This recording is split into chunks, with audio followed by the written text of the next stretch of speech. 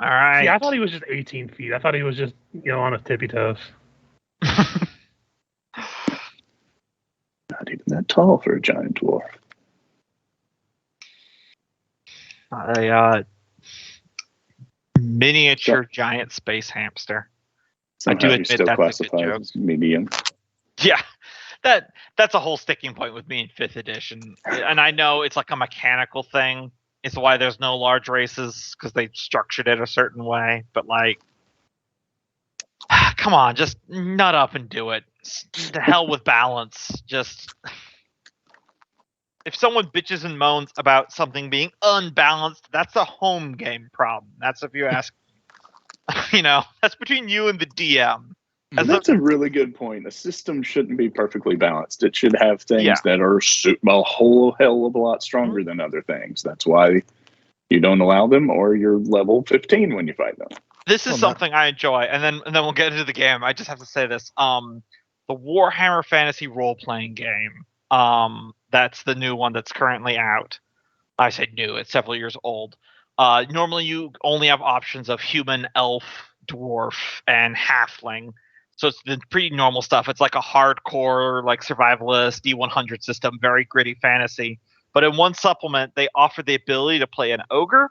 And in that setting, ogres are like 10 feet tall, and they take the size and damage increase very seriously. So there's a footnote that says, by the way, we didn't nerf ogres. If your DM lets you play one, you will absolutely annihilate all combat, but that's between you and them. Like, no, we gave you the rules. Here they are. Prepare to murder everything.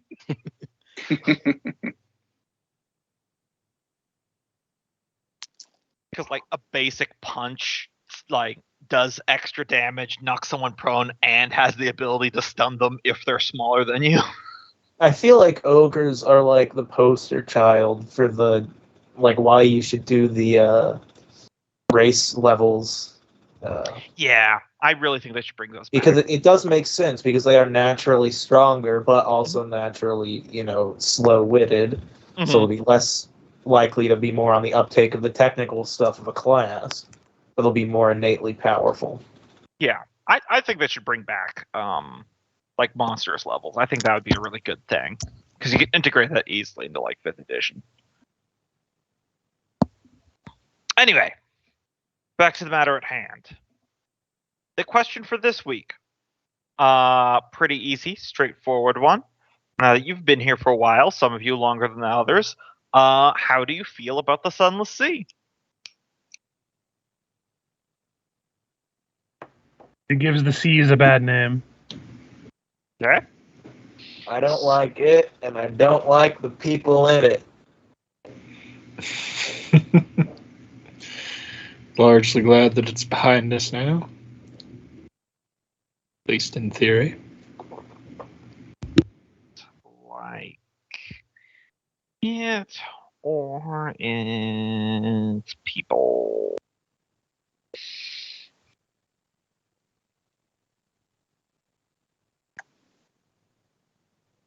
This golem we summoned is going to be like, now you must go collect the 7 dwarven keys from the Sunless Sea. You must enter my riddles 3. Y'all can go in, but that fish guy has to stay here. No. See, we got the fast pass. Yeah. No, they're like, okay, the real door is, and he gives us the coordinates, and it's all the way down to the bottom of the ocean. Thrum has already beaten us there. Everything's all good. Freya and Ivy can go in. The rest of you have to stay. There's too many dicks. Too many dicks on the dance floor. I get it.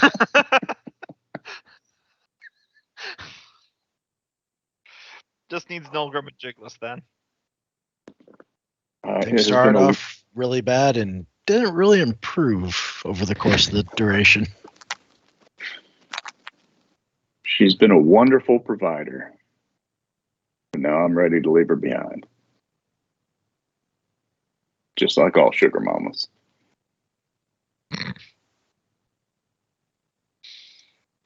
All right. So, anyone want to give a summary of what happened last time?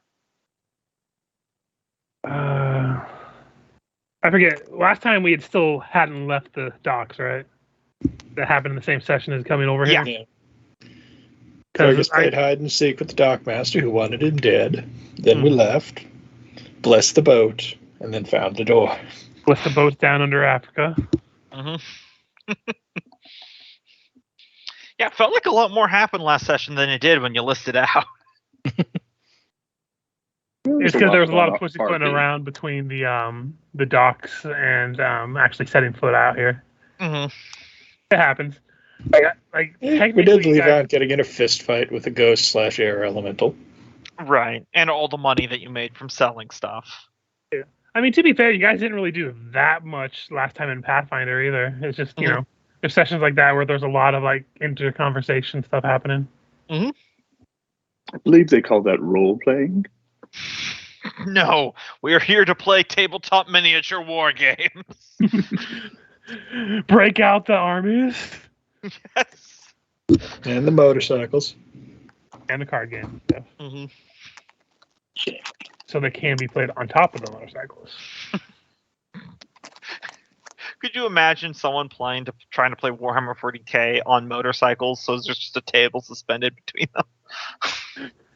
While driving at night in the woods with Mounted no on some lights. sort of vehicle of its own. Yep. I don't even know what this adds to the experience. The stress of war. You're just stalling. Play a card.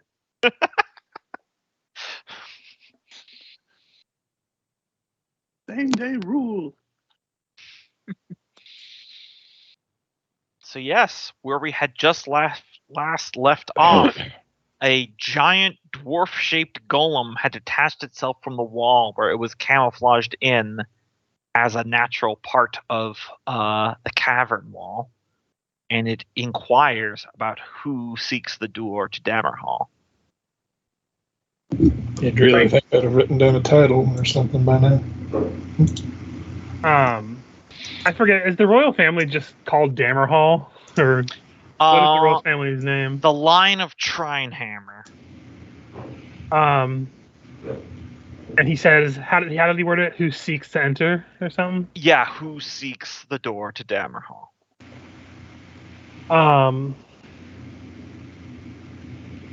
I would speak up then, the heir of the Trinehammer line.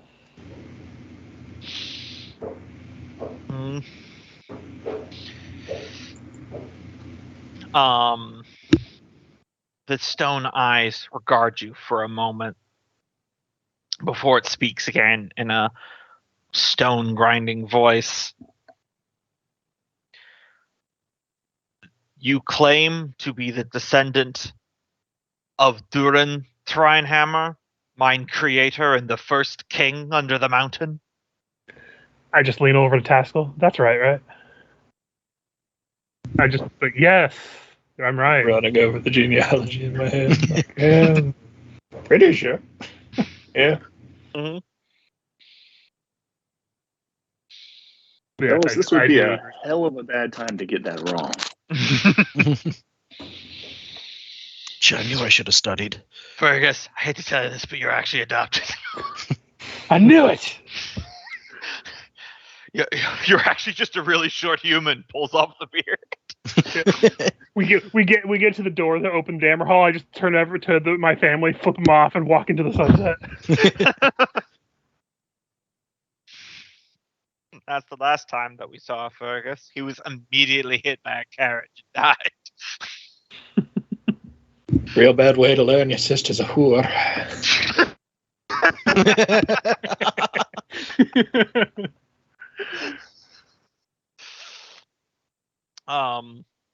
The golem speaks again, saying, I am bidden only to open the way to those truly of the line of Trinehammer. What proof do you bear of this claim? Mine eyes clearly see you are of dwarven blood, so that proof need not be proven. So Yeah, I'm trying to check. I thought I had something that marked me of something.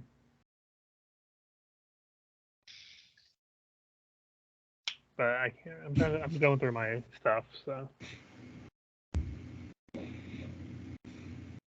'Cause I'm not sure if I personally had something or we found something, or we were given something at the beginning of the adventure, but yeah. Spin him around, pants him. Behold the royal birthmark.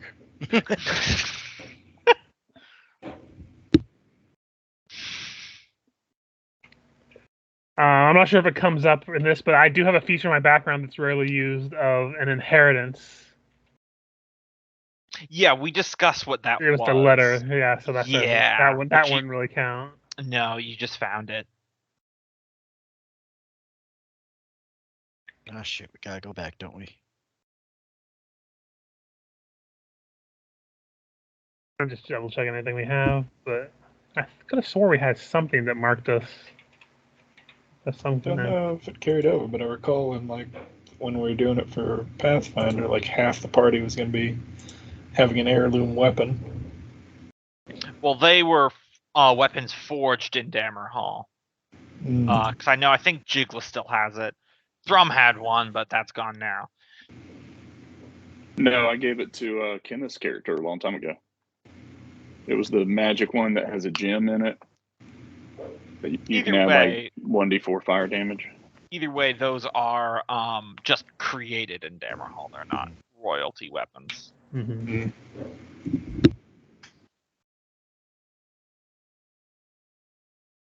Well, shit.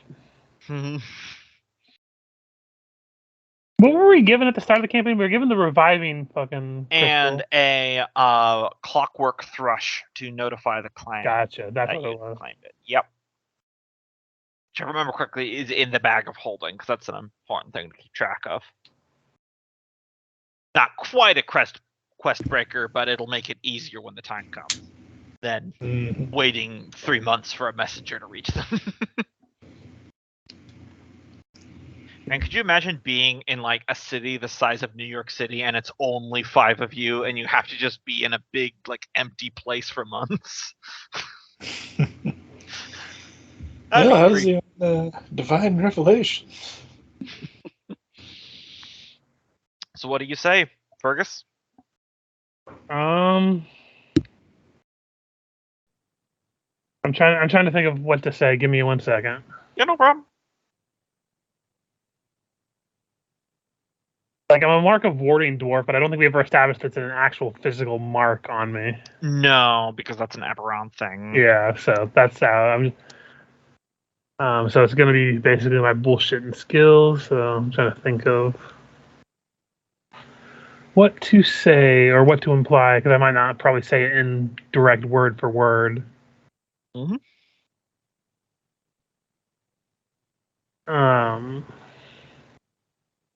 Damn, this is hard. Give me a second, guys.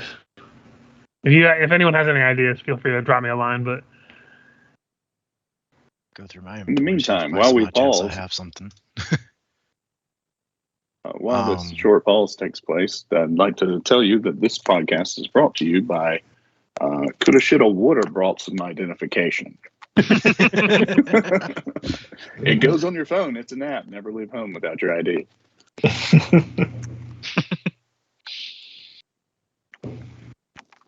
I just got my driver's license tattooed on my wrist. It's really inconvenient when it expires. So, out of I think, I mean, probably has nothing to do with it, but as my character starting, I have an ancient dwarven medallion that was part of my background as an archaeologist. I don't know if. I don't think that's a proof of a bloodline thing, though. That's true. Yeah. So what I'll say is, can you recite who your family is, like your parents and stuff? Fergus would not be able to do that.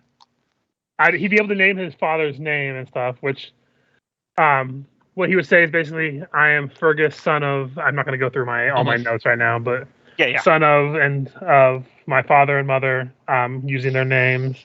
I bring with me a grudge blade, you called him, right? Yep. Mm-hmm. As well as a priest from my mother's side of Father Mountain, or is it Father Earth, or whatever Father the Mountain. Father Mountain and Mother Fire. Mhm. Of Mother Fire, and I have only with me the blood that flows through my body to identify myself. There was a disaster that left us stricken from our home, and we are seeking to reclaim it.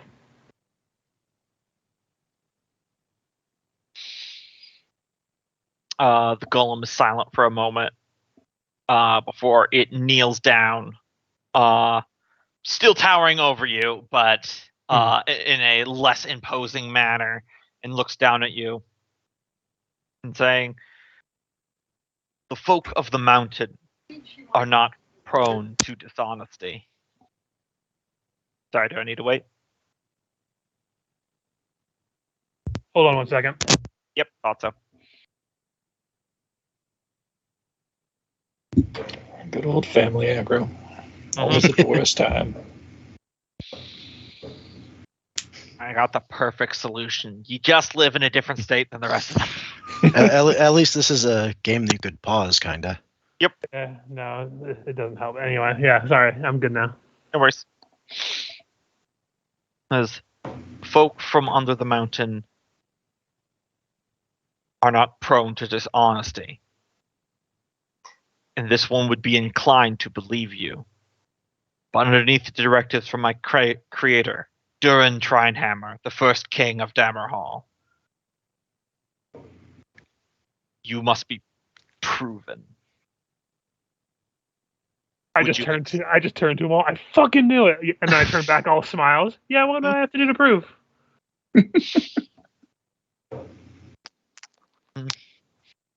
Just hold on to your proof of identity. Wait, I said that was my blood. Yeah, it's all up. Just Yeah, like all of my blood. punches him into the ground, makes him a corpse, sticks his finger in the pool. Yep, genetic test comes up clean. Sorry. Anyway, continue. So that's what the reviving stone was really for. All right, next, who wants to be tested? That's what Jiggles is like. Hey, you know what? It's been fun. You guys are. Turns out he's the trueborn king. Turns out he was a fish all along. The golem door speaks again. In life, King was not only a founder of Dammerhall, but also a foe of dragons. Within these sunless waters, there is a lair of a great red worm known as Maladraxus, the Monument Thief. Within his lair is a great many stolen dwarven artifacts. Go forth and retrieve one. Bring it here, and the way shall be opened for you. Do you have a compass to where he is, or a direction? I was Can we get a bidden quest marker? only to guard the door. However, Jigless, the name Maladraxus the Monument Thief actually does ring a bell with you. It is it's definitely one of the many spooky sea stories that has been drifting around the Sunless Sea, albeit a more well-known one, that there is a giant red dragon that lives down here in an area called the Boiling Sea. He would share that with them and emphasize that it is a giant, deadly red dragon. How important is this home? Because the Sunless Sea isn't that bad to stay in. Okay, everyone, back to the boat. We're going to a boiling sea. This begs the question of at what point it stops being a sea and becomes soup. Depends how many dwarves go into it. Chunky. Mm-hmm.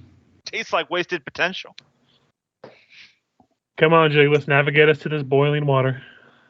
Well, I've never been to the Boiling Sea, and that's mostly because the Boiling Sea does not connect to any of the other seas in the Sunless Sea. I'd start By beating what? my head against a wall. It is the only one that sits apart.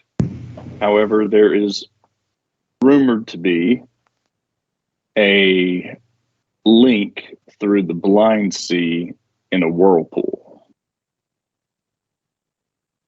I just hit my head against the wall harder. Which can be even more dangerous than a dragon.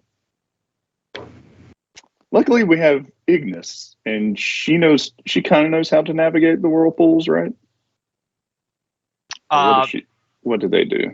Yeah, she knows about currents and stuff like that. So certainly with her help, it would be more manageable. It's still, dangerous, but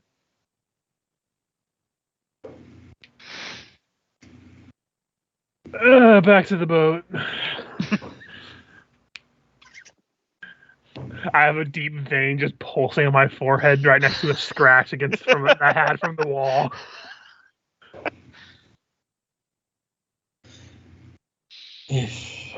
Why couldn't they just make a fucking password?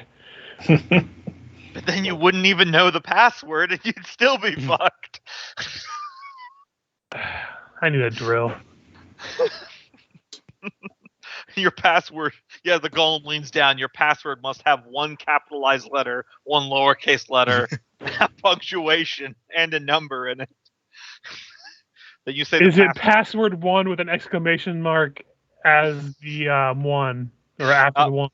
You didn't say the capital letter. Damn it! How do you say a capital letter? I'll just know. Off topic. One of the places where I used to work, the password requirements got so ridiculous they couldn't actually tell you what they were. Mm-hmm. You had to include, all the typicals, but it had to be strong enough that they deemed it worthy. That sounds like a campaign arc. It was ridiculous. I'd spend like 45 minutes trying to get a password that they deemed worthy. You could actually remember. It had to be between 8 and 13 characters. Had to have a capital, a symbol. Had to have a number, and those were the only requirements they could tell you. But they also couldn't have words associated inside of them, and it would do all this stuff. Like the IT people, I'd call IT every time and be like, "Okay, you're gonna have to create a password for me because I can't get one that works." And they'd say, "Well, the best thing to do is if you fail twice, the limit goes from 13 to 22 letters, and then just really make a long sentence or a short sentence and replace a bunch of the letters with numbers and stuff and symbols." I was like, this is ridiculous. Wait, did you just give out your password as "this is ridiculous"? Your password, if it be worthy, no, his password is "let's get hammer and gain the power. One of my passwords was really funny because it was "I hate making passwords," and it was a scenario where a lady I'd worked with for 12 years, who was my boss's secretary. We were both out of the office and had to get in and clear this, approve this thing, and so I had to give her my password over the phone. Mm-hmm. And I'm sitting there the whole time thinking, is she going to figure out what I wrote here? Very entertaining. Anyway. Did she ever figure it out? She didn't say anything. She was such a serious, business-like person. Even if she did figure it out, she wouldn't have laughed. Oh, ha ha ha. Anyway. Very interesting. So are you all leaving? I mean, yep. I mean, it's a big stone wall that we can't just force our way through, so. You can try attacking the golem. I'm not going to stop you.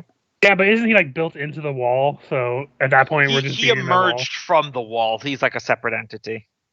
Yeah, but then we still have to get through the wall. Correct. And who knows if he's just not going to regenerate or something. His name is Door, so maybe you have to go through him. You see, we forgot to knock. That was our big mistake. You've proven yourself worthy. Now stay right there as I turn around and spread my cheeks. All right. One-way trip into Dammerhall. No, I guess it's the back door in more than one way. Oh, God. So, about the dragon.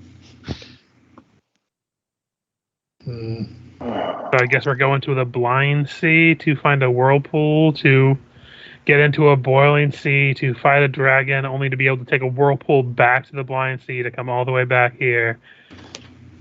To be fair, you just have to get a dwarven artifact from the dragon's horde. Slaying the dragon is not required. Yeah, but if we don't slay him there, he's going to try to get back the stuff we stole from his horde, and then it's going to turn into a whole big thing. It's going to be a big dragon kerfuffle. I stole that first, fair and square. Because we all know dragons. You steal something from them, they're going to take exception to that and then try to make it an issue for life. Man, if only someone had given you a Dragonbane battle axe. And then it didn't immediately plummet to the bottom of the ocean. I mean, to be fair, would anyone have used that? I don't think we have really much melee attackers in here. It got was that mithril. was It could be used by strength or dex. It was literally usable by everyone. I didn't know it was mithril. Yep, I was very particular that it could be used by anyone. Oh, sucks to suck. I mean, except for like Ivy or something like that, but still.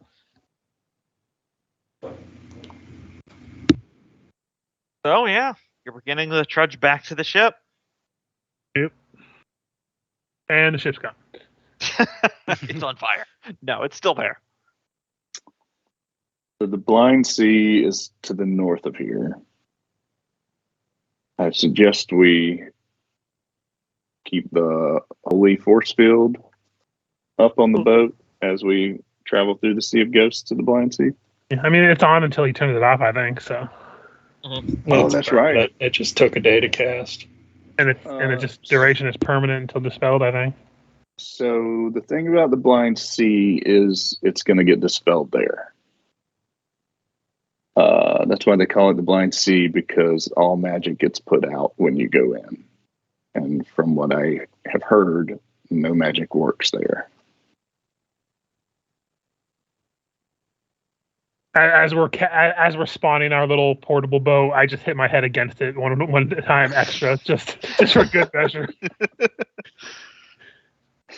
You're all talking about this, and you just hear a thud. Yeah, I'm good.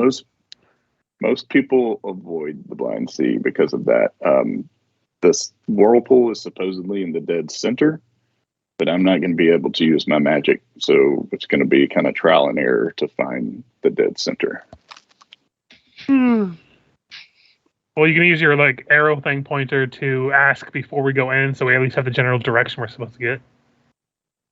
Yeah. Because what if the dead center is what if we're going into the right side and we're trying to get to the dead center? That would suck. Just be like, hey, point at the whirlpool that we're looking for. All that Not being actually the dead center, but the slightly maimed center. That being said, I'm excited about this opportunity.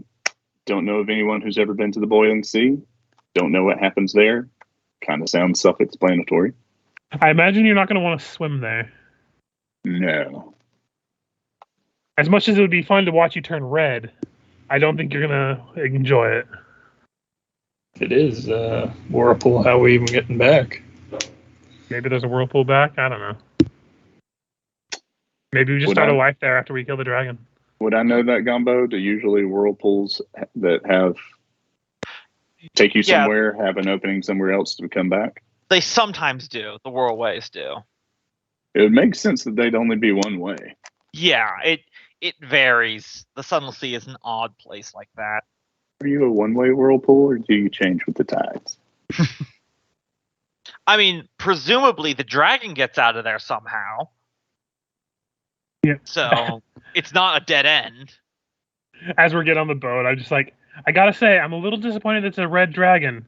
I didn't picture a fucking dragon of fire being in a place called the Sunless Sea. Now, a white dragon, maybe some kind of weird other dragon that I don't know of. But a fire? That seems bad in the water. What do I know? There's molten fucking shit all over this place. Meanwhile, the dragon on the moon. Oh, just he wait. We just watched the giant, and it's doing that the dragon, and you know that fucking meme of the guy coming behind a tree, rubbing his fingers, hands together, oh yeah. Yeah. Yeah. And it's just that guy kind of peeking behind the moon, looking down at us. Moon dragon. They see we're gonna have to deal with that come Starfinder. Yep. Or if we ever do anything Spelljammer, it's definitely going to be a moon dragon hunting campaign. You're just like space whalers, but it's completely sentient dragons. And if they didn't want to be hunted, they wouldn't be full of delicious oil. No, you see, we're going to destroy the Death Star, but the Death Star is just the name of what they call this dragon who destroyed another planet. Mm. Yeah, isn't he going to be surprised when we shoot a missile up his exhaust port? And we do it without magic even. According we to do it this with magic. ancestral document that the rebels stole, it says Don't worry, I he used to bullseye womp rats like this back up.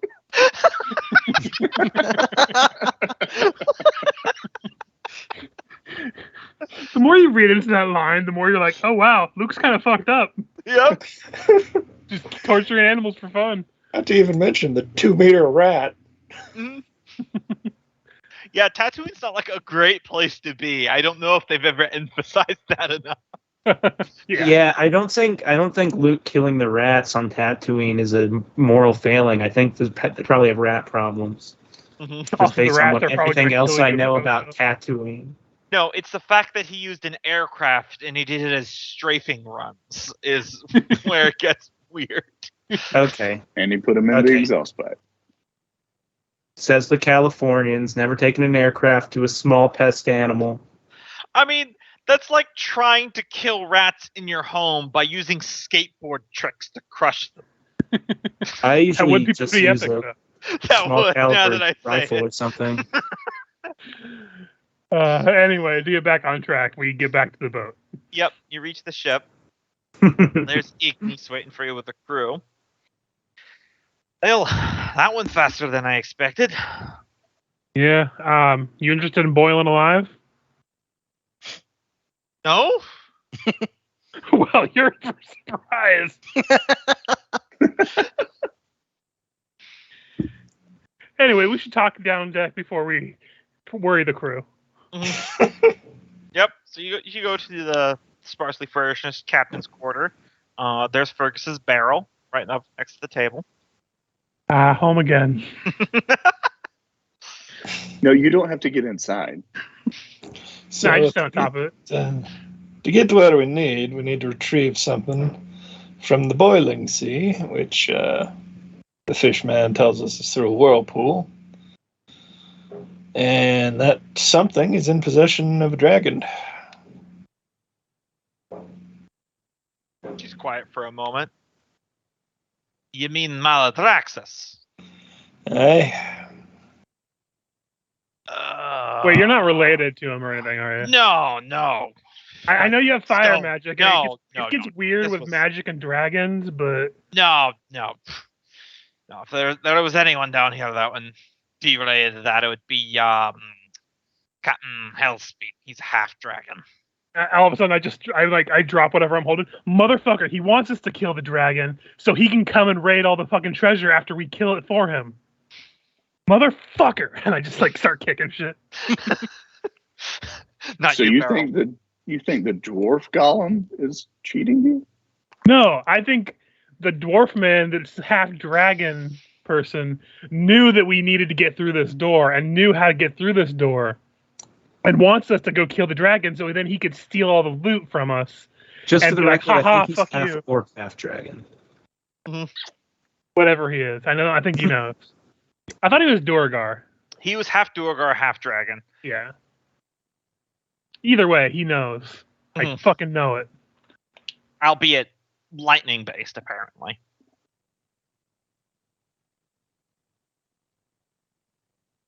But Igni goes, no, not.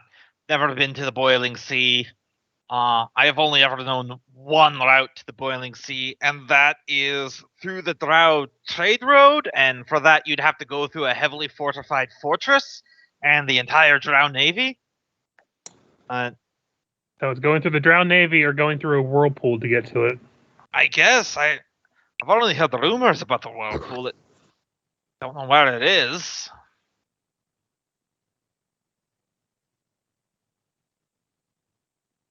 Does anyone want to accidentally a war, or should we just go through a whirlpool? I mean, I think we've already attacked a Drow fortress. If that's not an act of war. Yeah, but they have more boats than us, and this Hmm. this doesn't have sustainable. We can't replenish. Start a losing war. Oh yeah, Yeah. No, that's entirely different. I mean, you say that, but haven't we already lost? I mean, they have fortresses. We're trying to get back a single city. I'm just saying. Boo! Get off the stage. So are we trying to attack Drow and inevitably die from their probably at least dozen ships? It Or seems are we like trying to go through the terrible whirlpool? danger to diving into a whirlpool. The overland route, we wouldn't be able to take our ship. Well, I mean, if the Drow were dealt with, we wouldn't have to worry about the ship. We could just park the ship and go by land and come back. So the options are to go through a whirlpool or fight several thousand Drow in their battlements. Yeah. I've seen you fight. You lot are good. I'm not taking that away from you. But I think that may be a wee bit overestimating yourself. Oh no, we would beat to Definitely. shreds. I'm right there with you, buddy.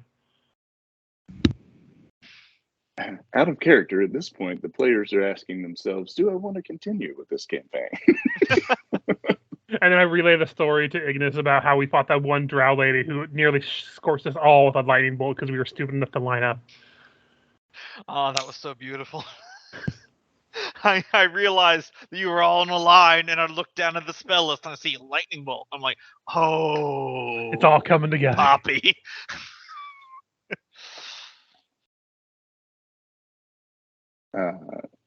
Ignis, you've navigated whirlpools before, correct? A couple of railways, not always easy, but they're survivable, eh?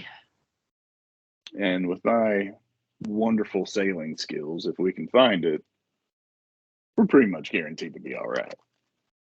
I wouldn't say guaranteed, but I suppose you did pull us out of the last one that we almost went into.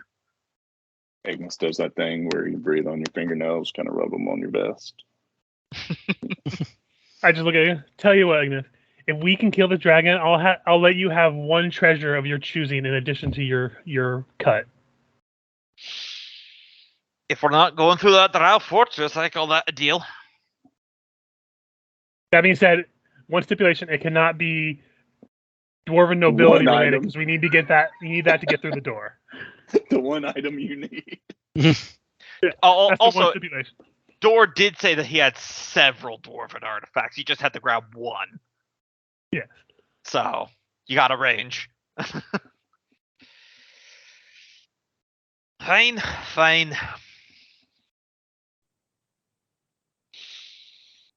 If you want to be cheesy about it. Do you know where this whirlpool to the boiling sea is? Because I've never heard anything about it, other than that there's rumored to be one. I have been told that it is in the center, dead center of the blind sea.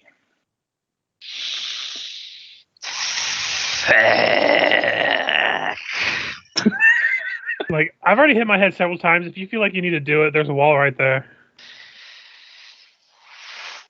Yep, one moment.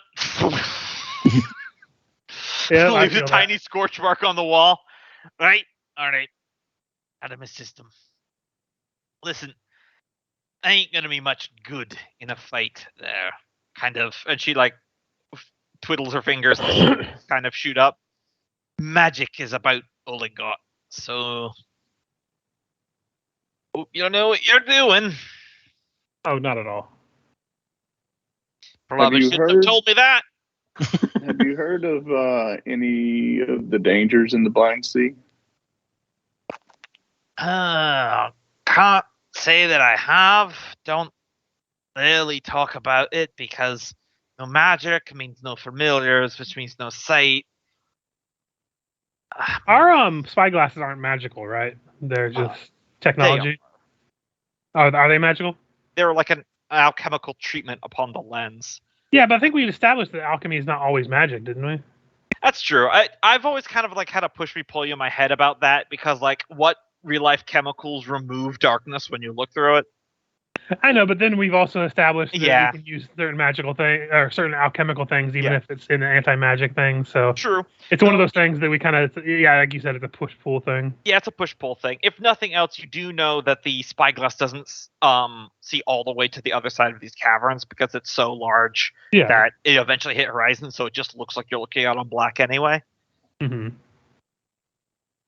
But like I said, even if it doesn't have as great of distance or something, having something to see since his his helmet's going to be out of commission. Right. Wear that thing. As will Freya's golem armor. In an anti-magic field, it's basically just a suit of armor. On the plus not side, suit if of- the dragon has any magic, it shouldn't work there either. Yeah, I mean, if you encounter the dragon in the Blind Sea, yeah. Yeah, That's true. the dragon's in the boiling sea, right? Yeah, but if he tries to chase us, eventually His he's gonna- lair is in the boiling sea. But if we have to escape and then we have to go back to the blind sea, he's gonna be a little bit neutered if he tries to chase us. Well, he wouldn't be able to cast Be away spells, on but business. he still has the teeth and the claw and the wings and the fire breath. But is the fire breath Whereas not magical? That seems magical. I think it's just alchemical. Yeah, So- it's a biological thing. Third and Pathfinder, I think, listed as supernatural, but Hey, this is just in character. He just thinks it's all magic. Yep. It's a magical dragon. How is it everything he does not magic? They just have a way to ignite their burps. How can something that big not fly without magic? Bumblebee, man.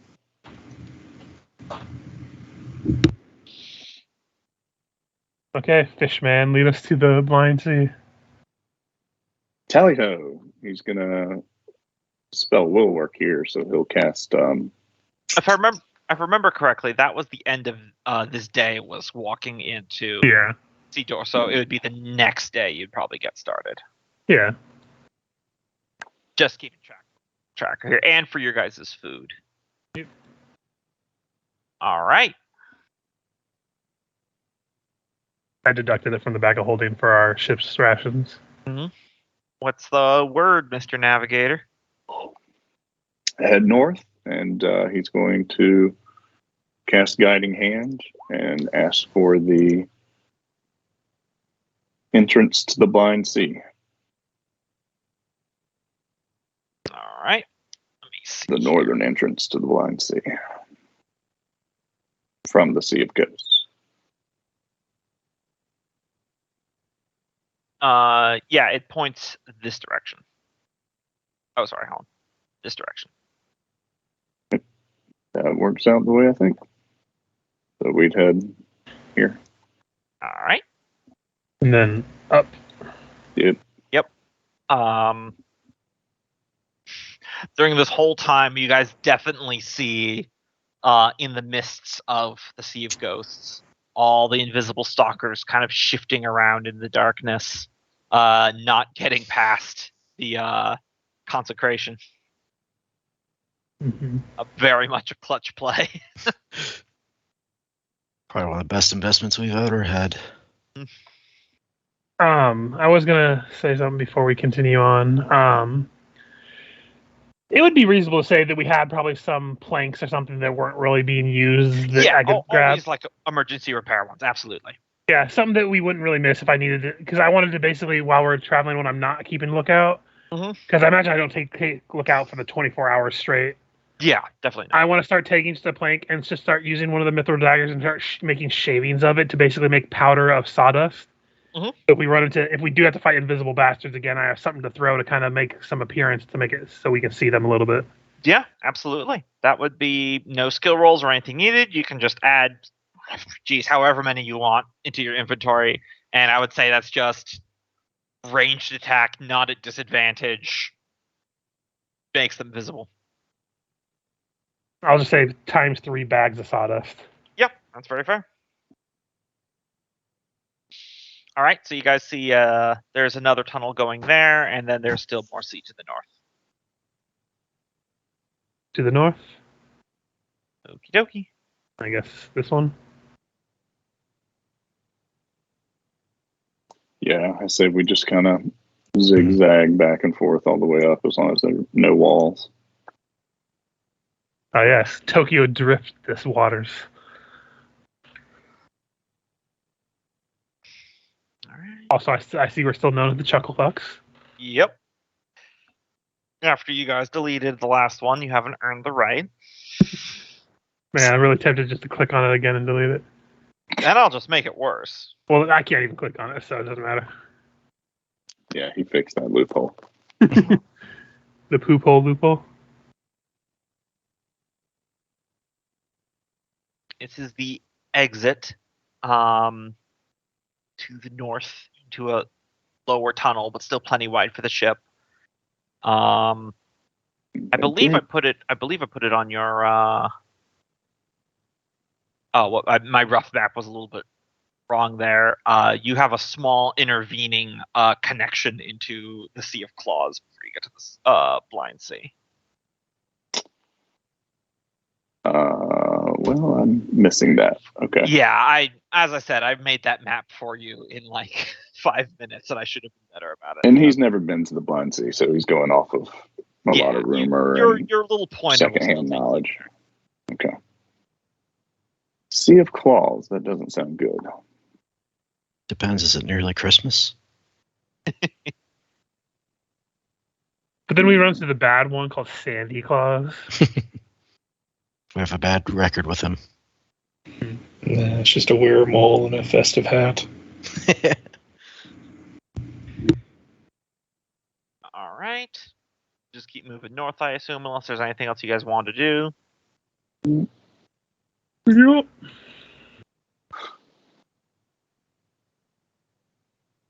Just wait until we get to the sequel of the crossover Christmas game where all the characters wake up in vats.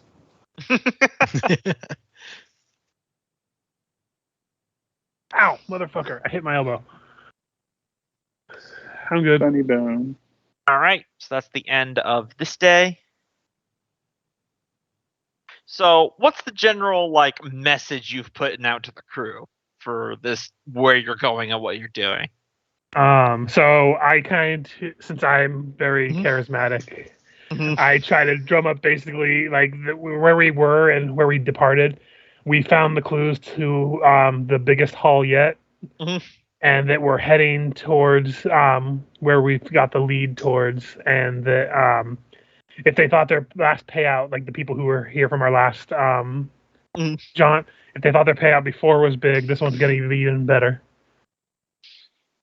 Nice. So appealing to their greed, essentially. Yeah, vague treasure, which would be suspicious for anyone except for pirates. So you're doing fine. Yep. Again, they're pirates. Yeah. Their whole shtick is vague treasure. If this was normal fishermen or a military or something, there'd be some murmurs. But pirates, hell yeah. Oh, I wouldn't try to bribe them with treasure if it wasn't pirates. Vague treasure. High five. The dad from National Treasure sticks his head out of the captain's quarters. And another clue leading to another map, and another clue to another map. Man, I keep forgetting that National Treasure 2 ended with a cliffhanger alluding to a third treasure, which really makes you wonder, did the Founding Fathers do anything other than, hide treasure? Didn't they have, a nation to run? It's sequel bait all the way down. Mm-hmm. Now, Franklin was always off plowing French hookers, so... Yeah, really. He could have been hiding shit. One of his favorite games.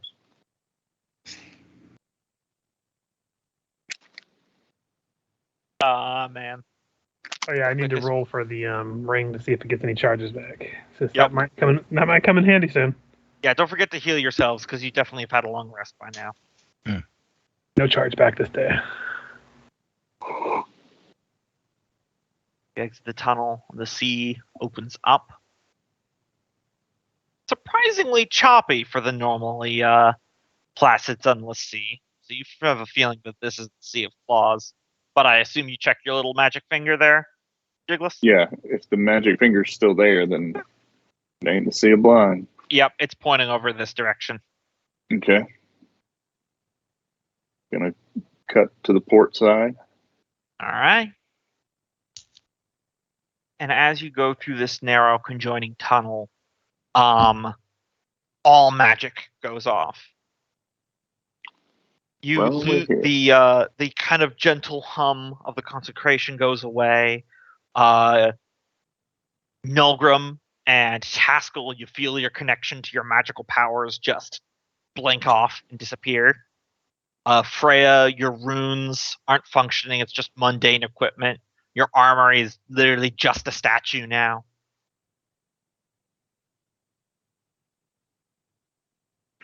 You have entered the Sea of the Blind. Jiggles fingers his harp to make sure it still plays, even though it's no longer magical. Yep.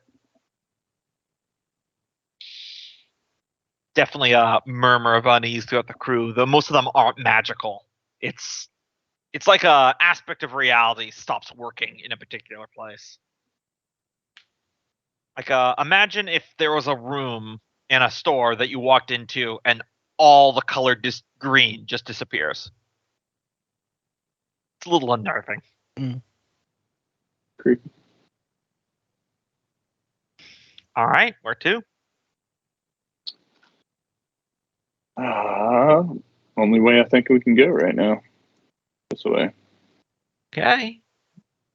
My expertise tells me not to go into the wall. Yes.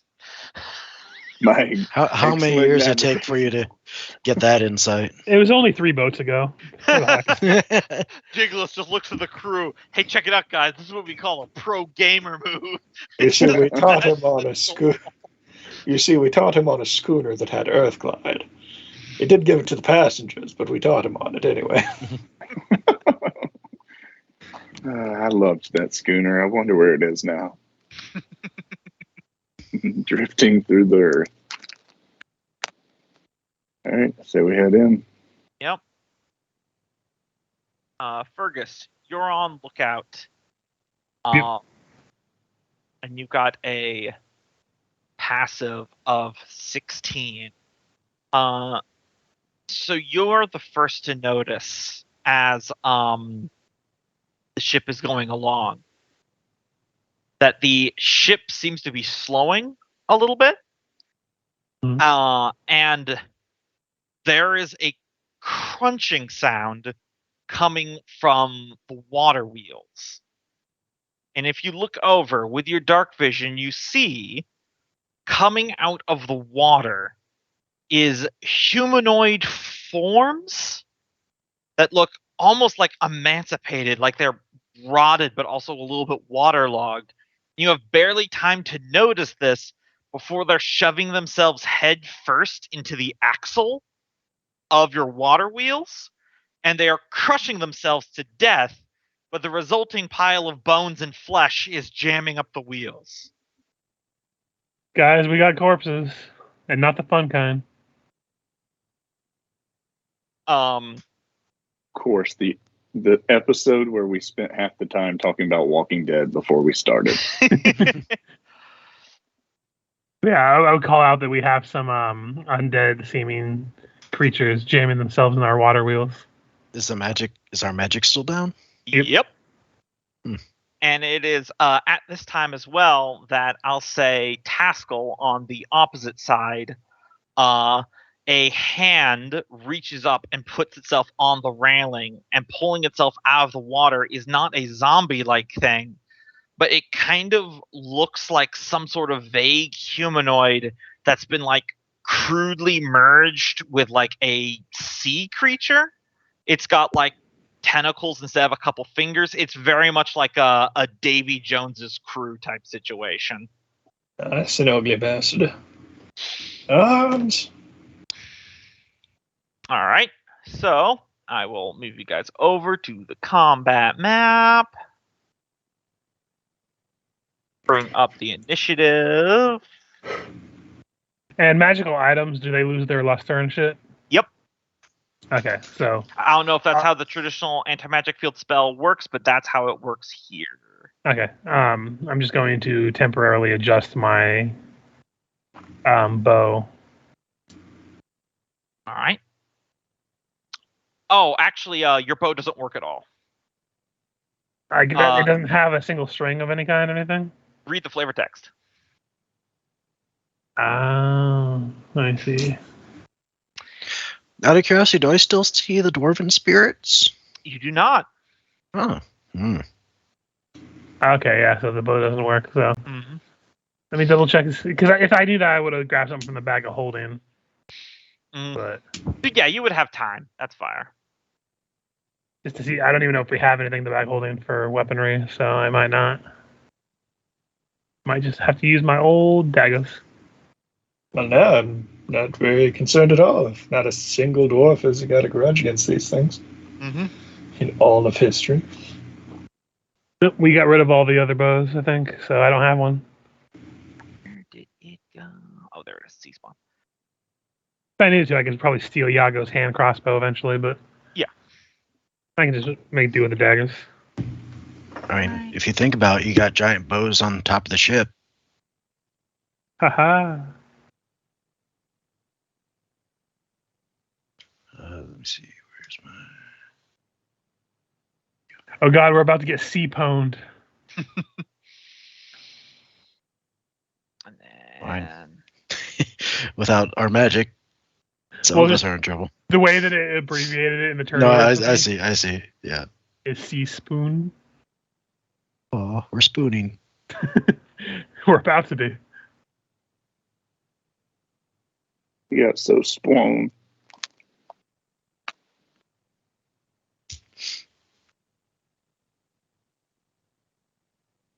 You see, he was about to get the second A for his name, but he couldn't go to the AA meeting. He could only go to the A meeting. So sadly, he had to put the A in C and not Spawn. all right. Everyone fine with your positions on the map? Yep. Mhm. All right. So first up is the sea spawn that have nasty biting jaws. So this one's gonna step up to Fergus. Also, don't forget you don't have your mage armor, Fergus. Yeah, my AC listed right now is a little higher, but it's my AC keeps going back to 15, or 14, but it should be 15 because my dexterity went up a while back. So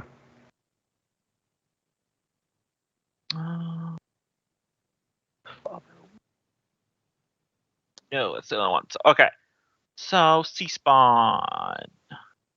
First up. So these are all against Fergus. So 2 unarmed and a bite. 1, 2. Oh, sorry. Oh, yeah. Forget that last unarmed. So also keep in mind, guys, my ability to give you temporary hit points is not a spell, so you would get Yes. that. Okay. This is true. So that's 12, I believe. So 12. All right. So that's 6 plus 7 damage, and then the bite. 16? that'll hit. 6 piercing damage. Okay, so there was It was 6 4 damage, 3 attacks. I rolled 1 unarmed attack that there shouldn't be. Okay. So, yeah, It was just those all 3 hit. attacks. I got fast with the clicks. Gotcha. All right. Fergus. Well, I don't have unarmed strikes to duel with this guy, but I do have some daggers. Mhm. I'm just going to roll my mithril dagger for both attacks, but I'm technically using the stab shroom too. Yeah, the stab shroom doesn't have its +1, but it's poison cloud effect and stuff because that's a plant thing. That would still work. Would it still do the poison damage or no? Yeah, it still would. Okay. Because it's So a physical. I will roll it, but it'll just the Yeah. 2 hit and the damage will both be down by 1. So. Yep, no problem. So first attack, That'll hit.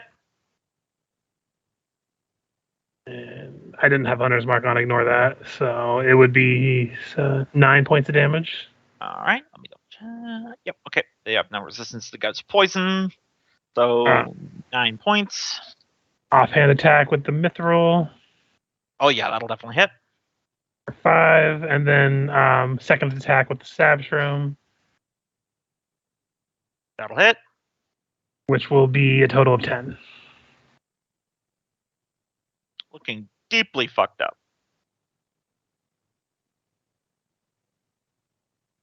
All right. Milgram. All right. Seeing the one. Are these still in the water? Yes. All right. The ones that are not on the boat are. All right. Then he'll go over and target this one and take a swing at it with his war pick. All right. Oh. That'll hit. Do 5 piercing damage. You slash into its goopy octopus-like hide, despite the fact that you think this might have at one point been an elf. Yeah.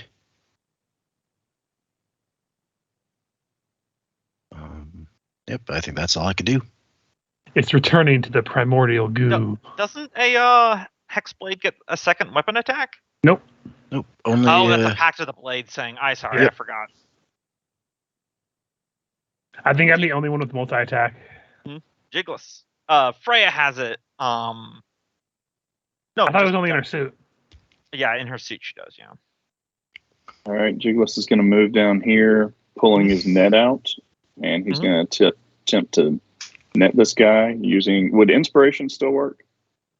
Bardic Inspiration, I would say yes, but you can't do it on yourself.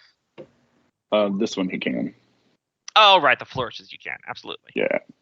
So he'll get the Inspiration die for extra damage, and it'll add to his AC. Although I don't think you have to expend that until you hit. Just FYI for future. Oh, good to know. All right, well, the 20 will hit, so you probably don't need to have expended it. Well, it does extra damage. Does it do damage? But a net doesn't do damage, so... I've got it on here as doing 3 damage.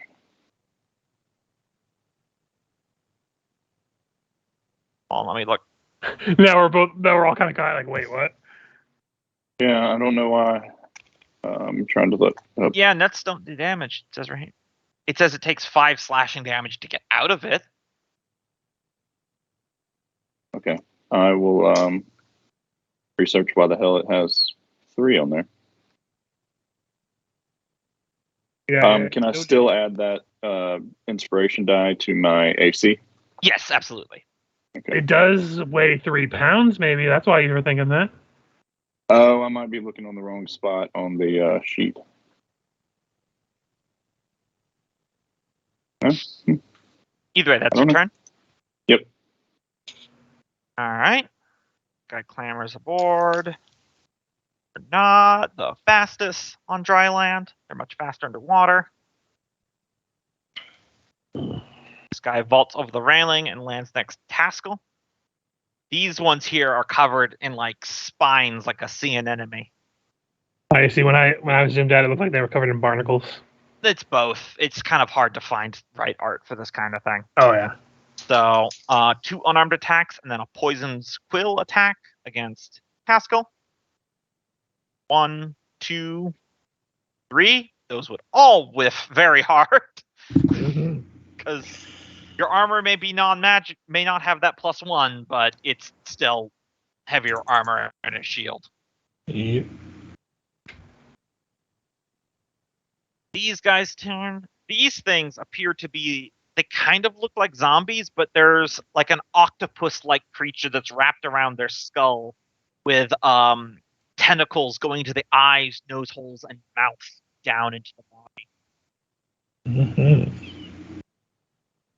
And they actually have swords. And they are much faster than zombies, so that's a dash. That's still within your threatened area. Dash. All right, so first up, we'll have 1 longsword attack against Milgram. Wielding 2-handed. Ooh, natural 20. That's not good. 14 damage against you. Well, that tore through the bonus I got from Fergus, and with 2 spilling over. I mean, hey, at least it took away a chunk of that. Mm-hmm. Now there will be 2 longsword attacks against Fergus. 1, 2. Oof. Roll a rock I to will die. try. I will use my reaction to try to parry that first one, which I will. All right. So I wouldn't hit that one, but the You other still one. take the natural 20. Yeah. I mean, it's better than taking 2 attacks. Yep. And then there will be 1 longsword attacks against Freya and 1 against Taskell. So first up, Taskell. Wow. Mm-hmm. Just my I 9. mean, you could just say you don't want to play this campaign anymore. And now Freya. 13. Click the button that didn't go. 19, I imagine, hits Freya. 19. Let me see really quick. Pretty sure, because you don't have magic or anything, so it's literally just your armor. Yeah, it is. 10 It's slashing damage. All right.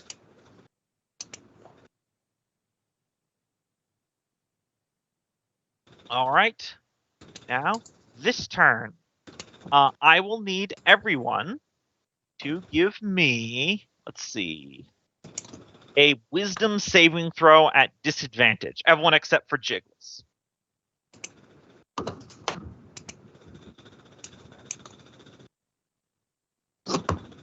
Okay.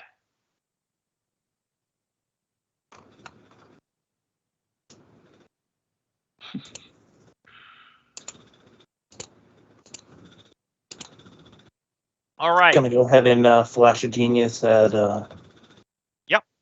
5 to Geez, you guys all rolled so bad. Probably give it to Nolgrim. He's the most likely to succeed.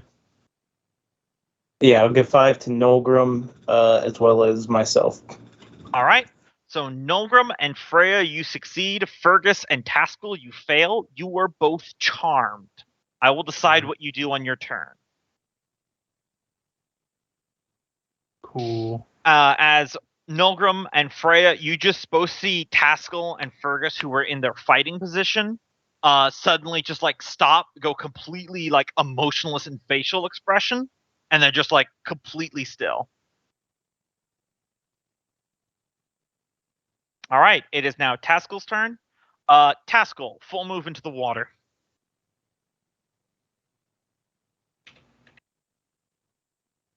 The creatures do not attack of opportunity of you. Freya and Nolgrim, you see Taskell, and now you see several members of the pirate crews doing the same. They just walk up and they vault over the railing, and they splash into the water. Oh, he has heavy armor too. Fuck.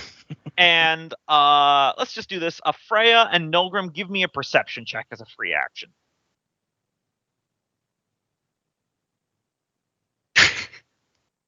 Okay, Nolgrim sees nothing.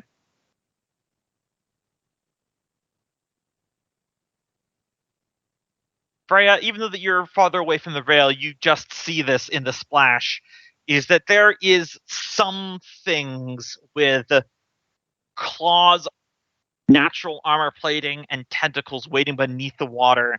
And as the crew jumps in, including Taskell, they use a prepared action to grapple them, and then they dive straight down to the bottom of the ocean. It is also around this time, because I forgot to do this on the Unseen Forces turn, that with a splash of the water, an anchor comes up and wraps around the edge of the ship here, and another one over here, and there's chains going down into the water. Where? I didn't see. Here. Okay. And here. Oh, okay. And then the chains go taut as something deep below the water is starting to try to pull the entire ship underneath.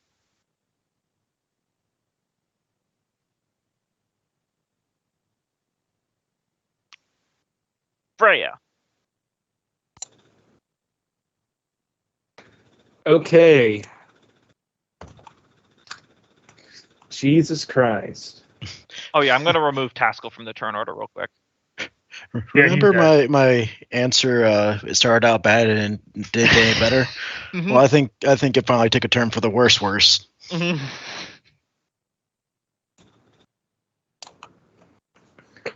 Okay. Here is what I'm going to do.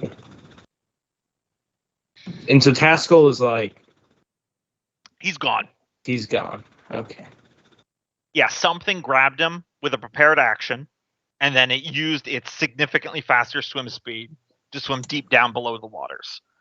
To try to get after him, you would need to jump into the water yourself, and whatever's down there is definitely still down there. And you're out of suit that lets you breathe underwater. All right.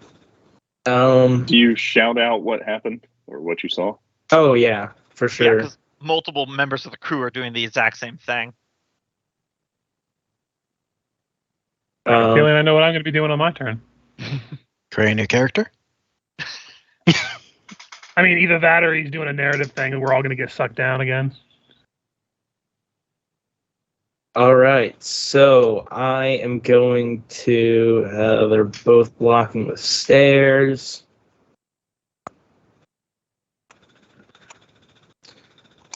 Okay, and the other anchor is right there.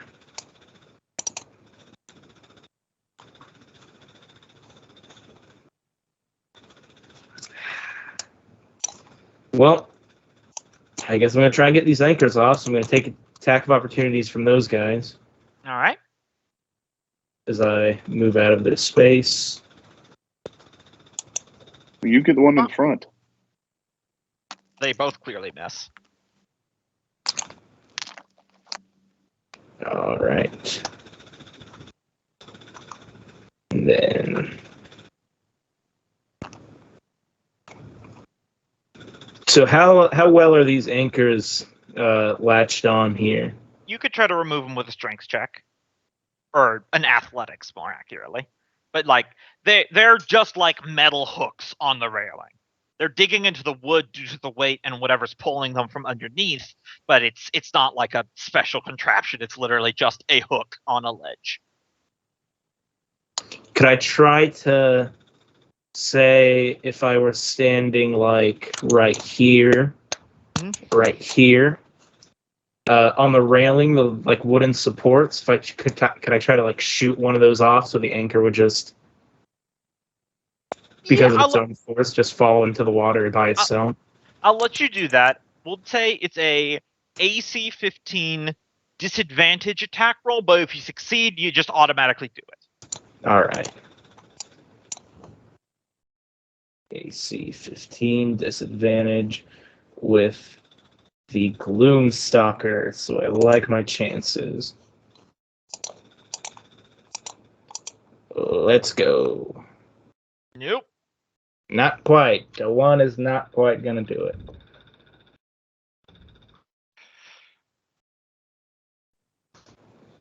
All right.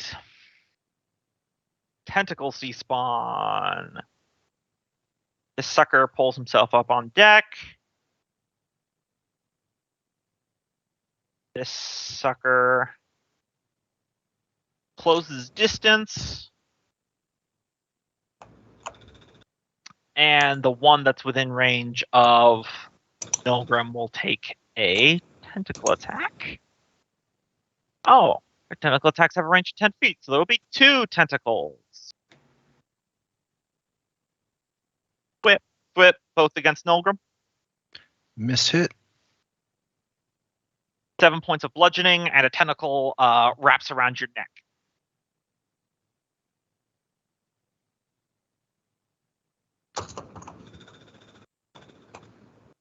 Okay. All right. These one's turn.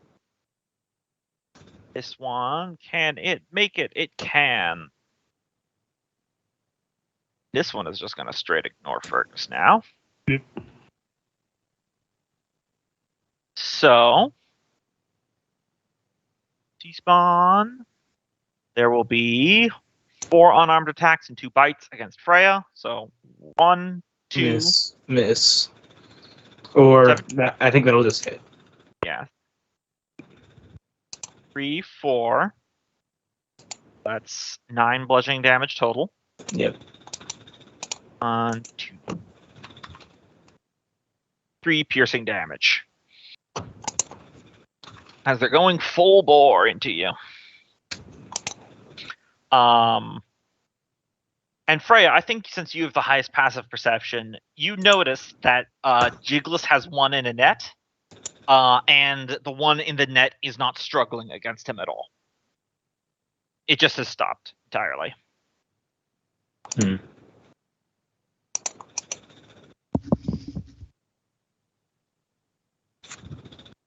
Fergus. Overboard. Overboard. Ooh. Something has a prepared action and grabs you. Fergus is out of the encounter. Milgrim, you're surrounded and grappled, and you're losing crewmates and family members by the bushel. Parlay. No reaction. I don't think they really have to parlay at this point. They have kind of everything in hand. I guess a better question would be, Jiggles, do you accept parlay? No, at this point, he'd just take a step back off the side. He got what he came for. They'll do the rest. I feel like it's time to do something that we haven't done in a long time. I think we need to have a flashback. And a TPK. This is the flashback for Jiggles. We see a younger Jiggles in just a simple, rough spun tunic, sitting in a tavern in Dinport across from a drow pirate captain as they're looking over a roughly drawn map of the Sunless Sea. The drow scratches his chin, looks at where the Jiggles has marked the map, and he looks up to him and he says, "You're certain? A lost Derogar treasure sunk on a galleon here?" Jiggles, we're in roleplay. Absolutely. I guess that's a place where they wouldn't find it. Why haven't you retrieved it until now? I am just short on the means. All right, then. What's your cut?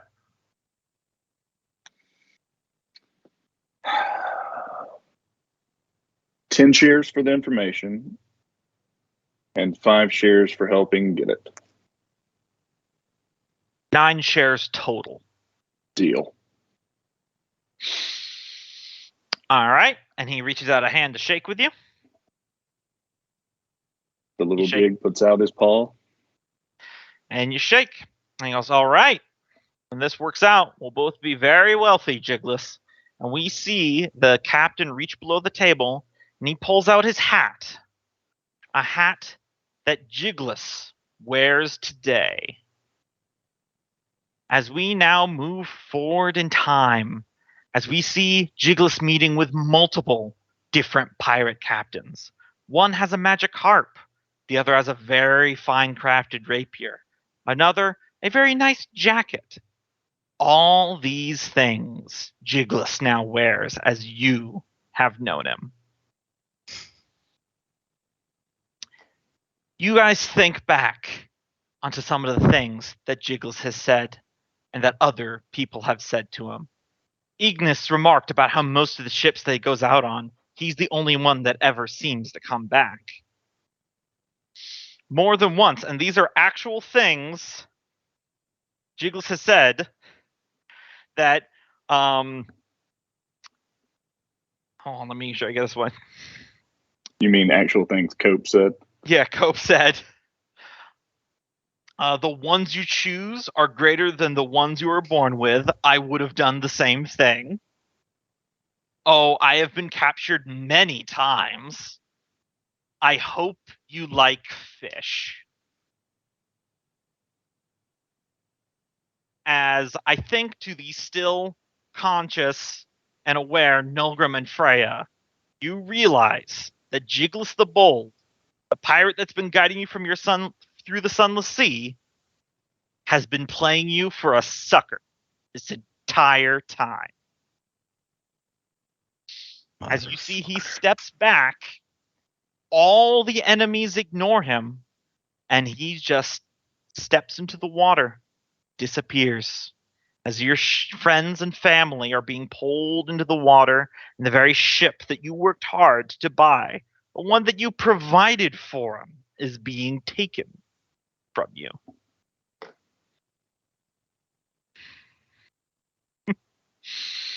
And back to the encounter. Jiggles, I assume you just want to dive down, exit the encounter? Yeah. Maybe take a ride down. Yep. Yeah, the Chools down there are more than happy to give you a lift.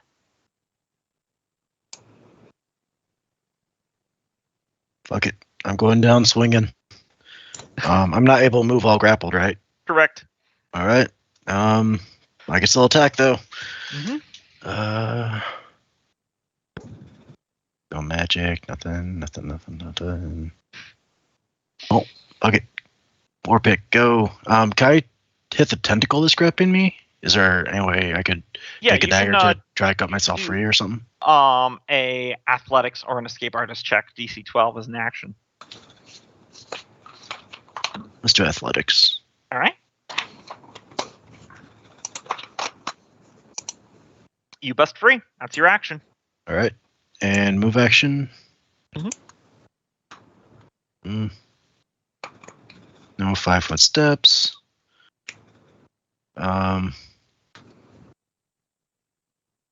Fuck. I've got nothing else. Okay. Risk attack of opportunity. Go back to back with Freya. All right. 13, probably miss you. Yeah. Don't forget, your AC is 1 lower because your armor isn't magical right now. Okay. AC is 18. Yep. All right. It's these suckers' turns.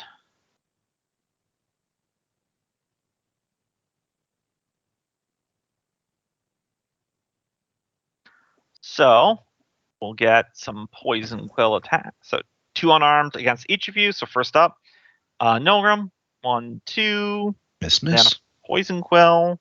And then Freya, 1, 2, and then a poison quill. Oh man, my rolls have gone downhill. And that's 6 poison damage, and you take half of that damage because you're a dwarf, Freya. All right.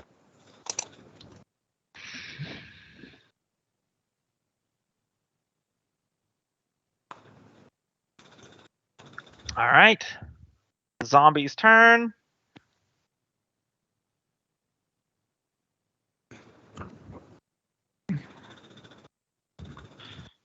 You guys are getting thoroughly surrounded. And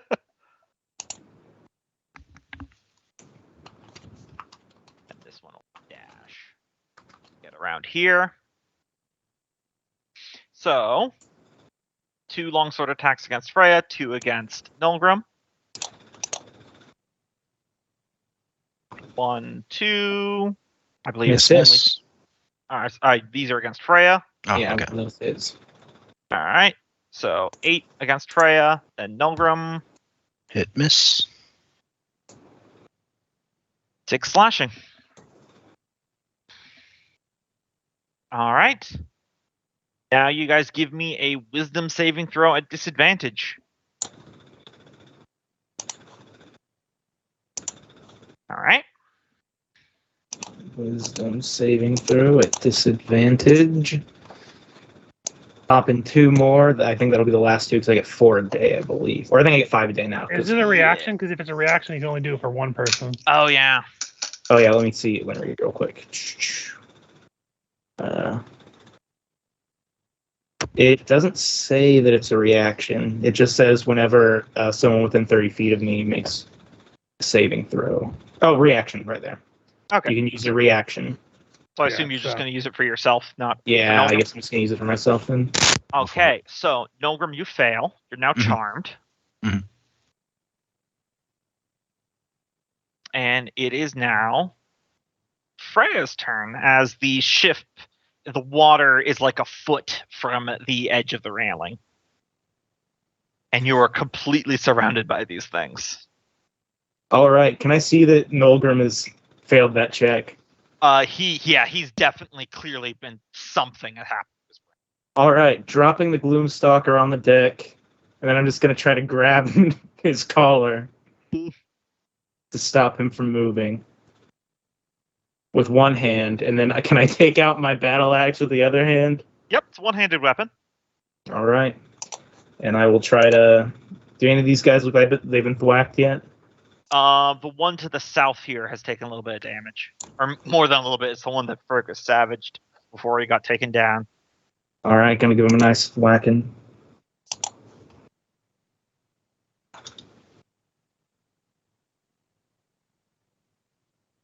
All right. Plus 9. Or no, that's the old one, so it'll be plus. Actually, it'll be plus. There we go.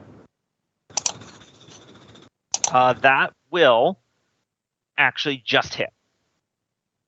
It does 2 damage. Still I standing. got no strength, Yep. but I'm holding on to Nolgrim.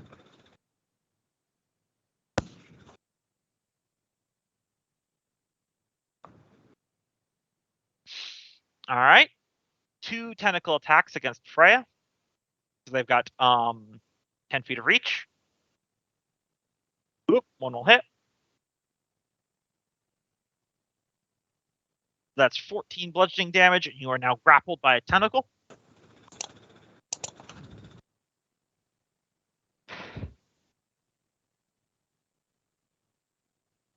It is now the jawed ones.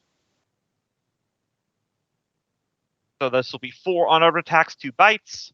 1, 2, 3, 4. 2 of those hit. So that's 11 points of bludgeoning damage, and then 2 bites. 1, 2.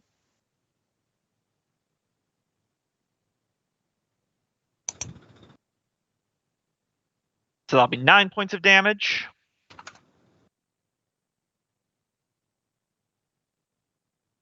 Is that right? Okay. Yeah, no, that I did something wrong there.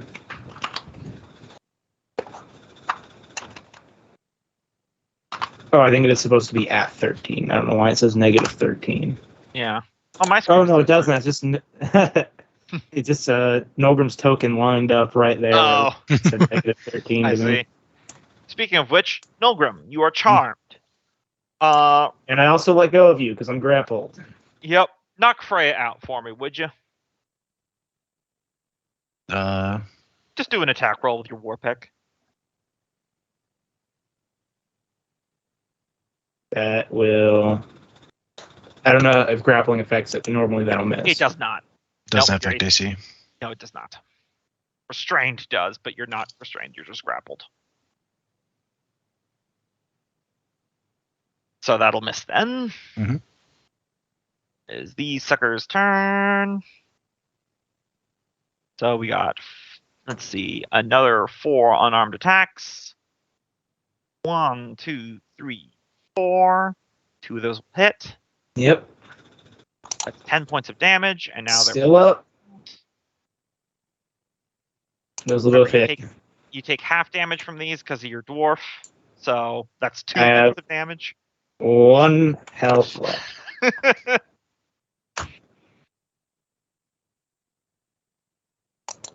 All right. Miss. Miss. Oh, one more has range. No. You're grappled. Nolgrim's trying to club you. You just see one of these zombie things raise up its long sword and drive the pommel of the sword into your temple, and everything goes black. And thus ends the encounter. I think this is a good spot for any bios that people want to do. Sounds good.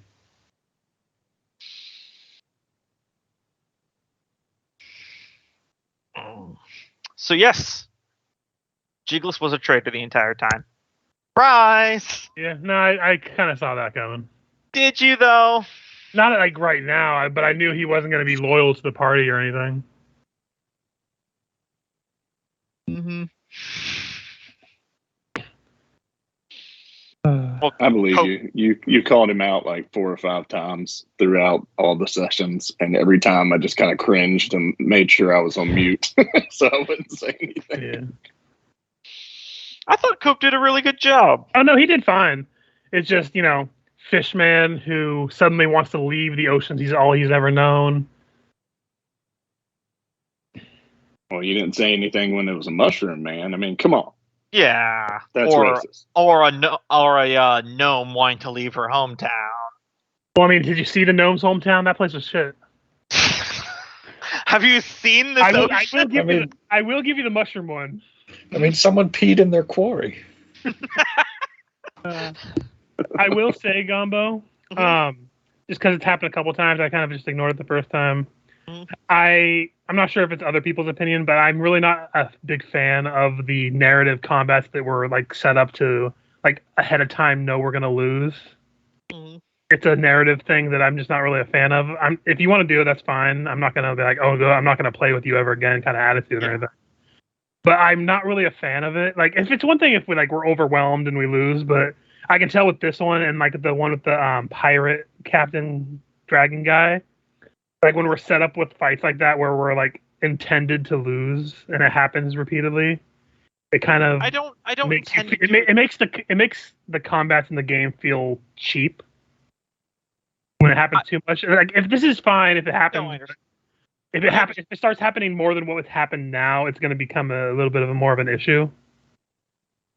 No, I know. I wasn't doing an infinite hordes thing with this one. I had a fixed number of bad guys.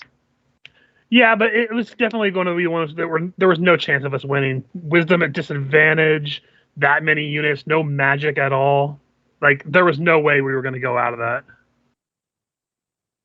So I can tell it was a combat we were meant to lose. And like I said, if it happens occasionally, it's just whatever. But it's one of those slippery slopes that I've seen people fall into that if they do it too much, I don't intend to do it too much. Yeah. As a peek behind the screen, originally Jiggles was going to be an NPC. I actually named him Jiggles.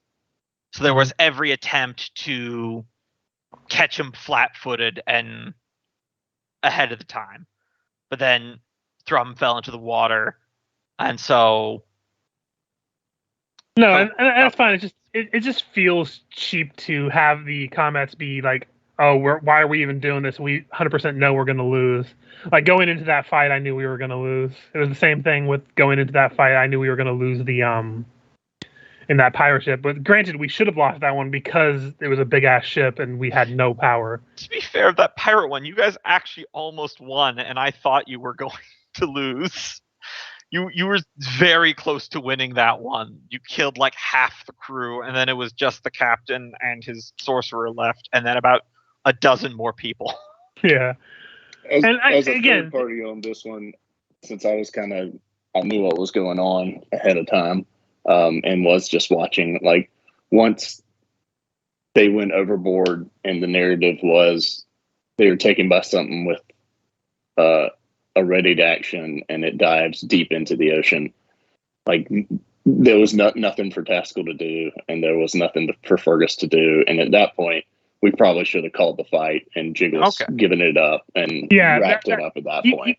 He's wording it better than I can. When it gets to like that kind of combat thing where we're meant to lose, after a certain point, might as well just call the fight because there's no way we're gonna ever.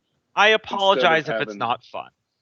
Yeah, it's just like when I think that's why I kind of haven't really been having the greatest time in the Sunless Sea because it's happened a couple times now. That was not my intention. No, I know it wasn't. That's why I'm not like actually mad about it. I just figured I'd voice it now while we're on break and stuff. And yeah, we are close enough. I don't mean anything by it.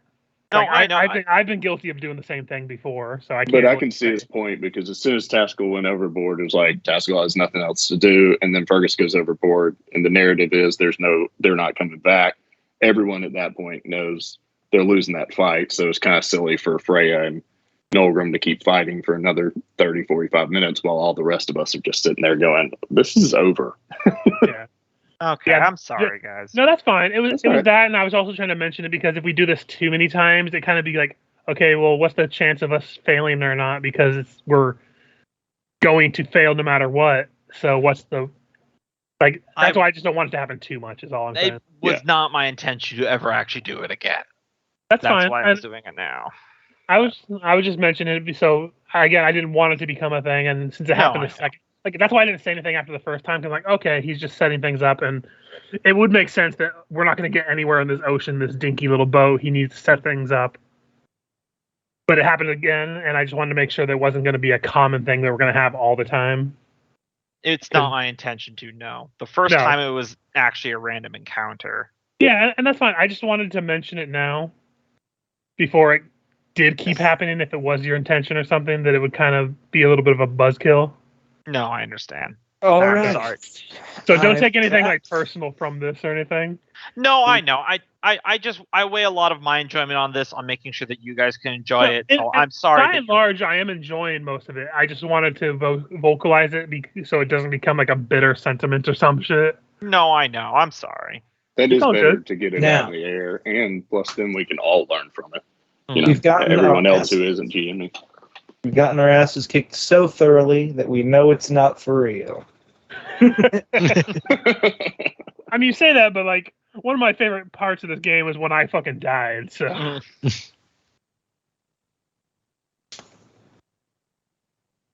Well, but yeah, I just wanted to voice it so I didn't like have it stew in my head or something and no, I know. resent it more because you know how that is. Like sometimes you'll think about something for too long and it'll Yeah. become like a cesspit in your brain.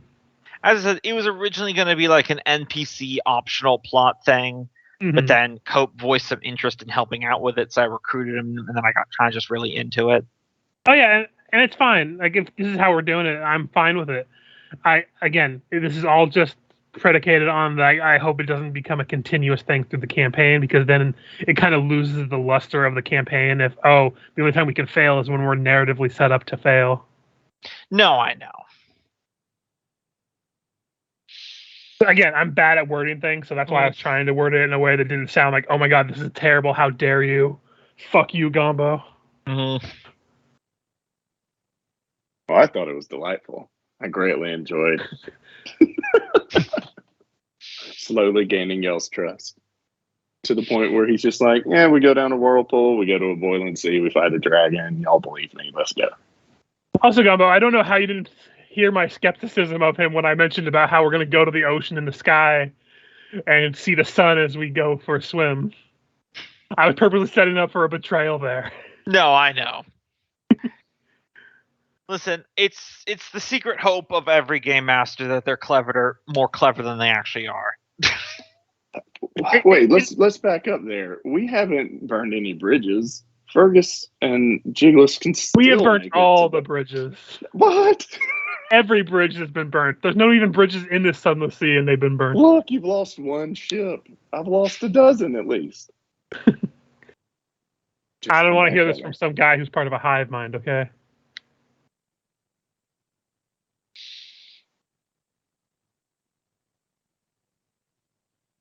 But yes, I think we're probably all back now. Yeah. Now that I'm done with my rant, which I apologize for. No, it's okay. I don't want to ever make this not fun for you guys. It was just... Well, I mentioned in it. If there's ever things we do when I run games or something, Yeah. I do appreciate people voicing things if there's something going on wrong or something, or if I'm not doing something correctly, because it's hard to notice what you're doing in the moment. And again, this isn't bad and like for now and stuff. I wanted to voice it in case it became a thing. So. Yeah. I'm sorry you haven't been having as much fun with the Sunless Sea arc. I was really excited for this bit, so... I don't know. I've never really had the greatest fun in terms of like pirate stuff in general, but that's just Take because. that back. Well, every time I've played it has ended in disaster. The one time I tried to run a game with pirate stuff, it ended in like 3 sessions. And before with this group, I was in a D. Was that the White Dragon? Yeah. I mean, it wasn't really our fault. No, I know. But I'm saying every time I've done anything tabletop-y with pirates, it's not really ended well. So it's just going into that with that stigma.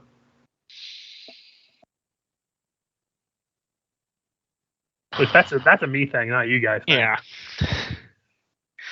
Uncle that man kind of knocks the wind out of my sails for this next bit. I didn't mean to do that. That's why I'm No, sorry. I know. I didn't think, but I didn't want to. Again, I didn't want to just do and make things worse later on or something. No, I understand. As I said, my number one priority is to make sure you guys are having fun because that's how I have fun as well. Yeah, and I'm all for what you're doing right now. I don't have a problem with this in particular one because it makes sense with the whole Jigless thing, literally setting us up for failure. Mm-hmm. So it completely makes sense right now, and I'm not fine. I'm not have a problem with this at the moment. Yeah. This is me voicing for future occurrences. No, I wasn't planning on anything. So don't really. don't let it take the wind out of your sails, man.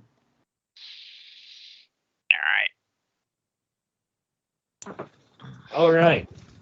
To be honest, those guys didn't seem like they would be the kind to take hostages. So They gotta have someone become their drippy flesh pirates. Mm-hmm. Where do you think they came from? Though they weren't pirates, they were just people. Someone's have gotta you- stick their head in the turn wheel. I would have you know, in defense of the pirate story thing, when I was designing the Sunless Sea, I just had pirates as a background element. You guys kind of jumped into the whole becoming pirates. Yeah, that was. Hey, all we big. just need. I was just trying to get a ship big enough to not die instantly as soon as we went into the sea we were trying to get to. Yeah. Mhm. I think that was all me and Michael. Yeah.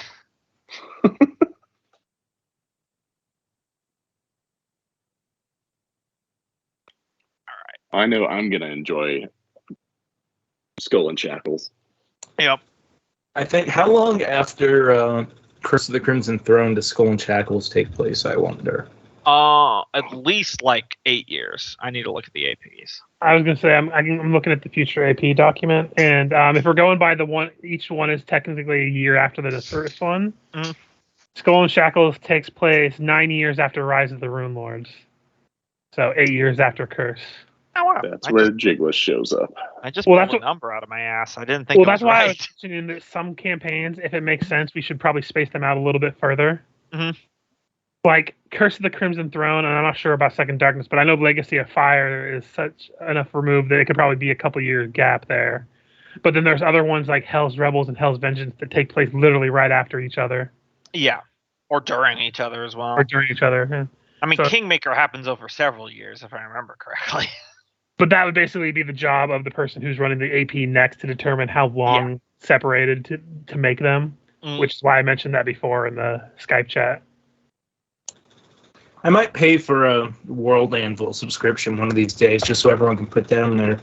I tried that for a trial period, but I couldn't get it to work. I have a free World Anvil that I put the Dark Heresy stuff into. The issue is that you have to give your actual email to other people so that way they can edit it, Mhm.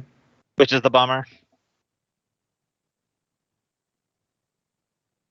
Couldn't you make a fake email and register it under that? Yeah, we could do that. I'm just saying it's a suboptimal system. It would be nice if you had Pixel other- buddies at yahoo.com. Pretty sure that's Maybe- probably taken. Anything at Yahoo or at gmail.com is taken at this point. Pixel Buddy 69420. Pixel buddies. No, XXX Pixel Buddies XXX. AOL. I got this CD in the mail. It's for a free AOL email account. God, Oh yeah, Pretty you sure should it use was- that.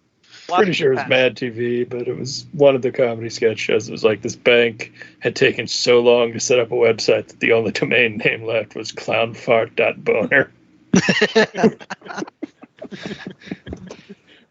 You say Free that, but I'm pretty sure prizes. that would get interviews just to see people's react. People would interview you if you put that on your resume just to see who the fuck uses that email to apply for jobs. Oh no, the sketch was that it was a bank that had Oh, taken okay. so long, and that was the only website ID left. Free prizes at win.gotem. all right. Everyone ready to jump back into it? Oh yeah. Yep. Sorry if the one-sided fight thing wasn't fun. Now again, don't let it hang into your head like I was good. Like that's not what my intention was, and I apologize if that's No, I know stuck in your head now. No, I know it's not your intention, Richard, but we're close enough friends that I'll let you know it definitely will. I'm sorry. I did not mean to. I No, probably it's understandable. shouldn't say anything, Stuff has to come out. That's totally fine. Just I think every GM has moments like that. Like I know I had a few instances of that with Way the Wicked. Well, I know we kind of put you down at the end there with Way of the Wicked when we were like really just not interested in the kingdom building part of it. Yeah, but then again, that was kind of a slog, and again, Yeah. it can some only of that do was so the much. But some I of know that it was took the the wind people out of who your wrote sails the there for a adventure minute. too. Yeah. But I just remember when we were playing Logan, we mentioned that to you. You had that same kind of voice that Gombo has now. Where you're like, oh, The problem is, I think when you have like if you were just kind of like in the middle of a hallway, just kind of kicking a can because you didn't really have anything in you left. Mhm. Yeah, that one was that module was particularly ill suited because it was like build is kingdom building, but then you get so invested into the plot that by the time you get to the kingdom building, you're like, Why are we what doing kingdom happens building anymore? next? Mhm. You know? Yeah. Again, if they had rewritten that kingdom building should have definitely happened earlier. There's definitely a few things from the first two parts of this book adventure that I used that were written by the same people. I just didn't include in this because they have a bad habit of, and then the players will do this just because. Like in general, you need to motivate the players, not just give them like a toy Yeah. and just expect them to that makes a funny noise. I know, but that funny noise though. Depends on how funny it is, really. Yeah. Like I mean, I've told you guys before that kingdom building was supposed to start right after you Book say one. Faster Vault. Yeah. I'm like, well, that just brings up so many logistical questions. Like, how are they going to get back there to run their kingdom if they're going to just keep going? Also, if you have like troops and stuff, then why are you off exploring alone? Like, Yeah. how does any of that make sense? Like, spoilers, when you guys get to running Dammerhall, I just kind of assume you're going to be hanging around Dammerhall for a few years. But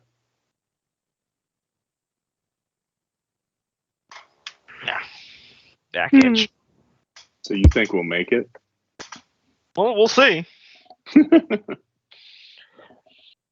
I mean, I've already put it in. I've basically, by saying this, I put a hit out to my character. So, Unless I just end the campaign here. I mean, you don't have to do that. I wasn't trying to get you to do I anything know. like I'm that. not going to do that. I've already got too much work invested. Again, Sons of bitches I are finishing this thing. I kind of spent regret like saying 2 that. hours last night making combat maps for this session. Like, we're doing sunk cost fallacy, if nothing else. Although it would be an opportunity to hassle Cope for destroying a campaign. No, he was my agent on this one. That would still be on me. When You should when know not Throne to make died, Cope the I agent of had, chaos. He's already chaos incarnate. That's why I asked him to do it. He was perfect. and I had no ideas. You don't channel that. For You don't next channel campaign that at energy for point. good. Because You channel if it he for had evil. shit the bed on the deception, it would have worked out and it would have been funny. Because he would have. I like how Cope, the family man with a wife and kid who goes to work at the bank, is the agent of chaos. You know the people who are the most straight-laced are the most chaotic. Well, the reason why you want to know the other reason why he's the agent of chaos is Cope. Bless your heart, but you're a terrible liar. And This is true. it's a very trustworthy thing about yourself, but you do not know how to say an entire sentence of things that are true but don't tell information. This is true. But that's what makes you chaotic, because you're the person trying to be sneaky and deceptive, but you're just sending out false positives. Whenever I try and tell a non-truth to my wife, she's like, "You idiot! You're smiling your stupid I'm lying smile. You can't say something and then slyly smile at me. That's completely giving away the fact that you're not telling the truth." When you play poker and you get a good hand, do you just get like really too excited? No, the way I play poker, and I'm a very good poker player. I play every Saturday now. and win good money is that I purely base it off of math. I don't bluff. I'm purely playing the odds at any time based on the hand and what's on the table. And if I have the odds, I bet it, and I do it every single time. So what casinos called Wait a minute, guys. Wait, I've seen this TV show. He's not playing poker to get that money.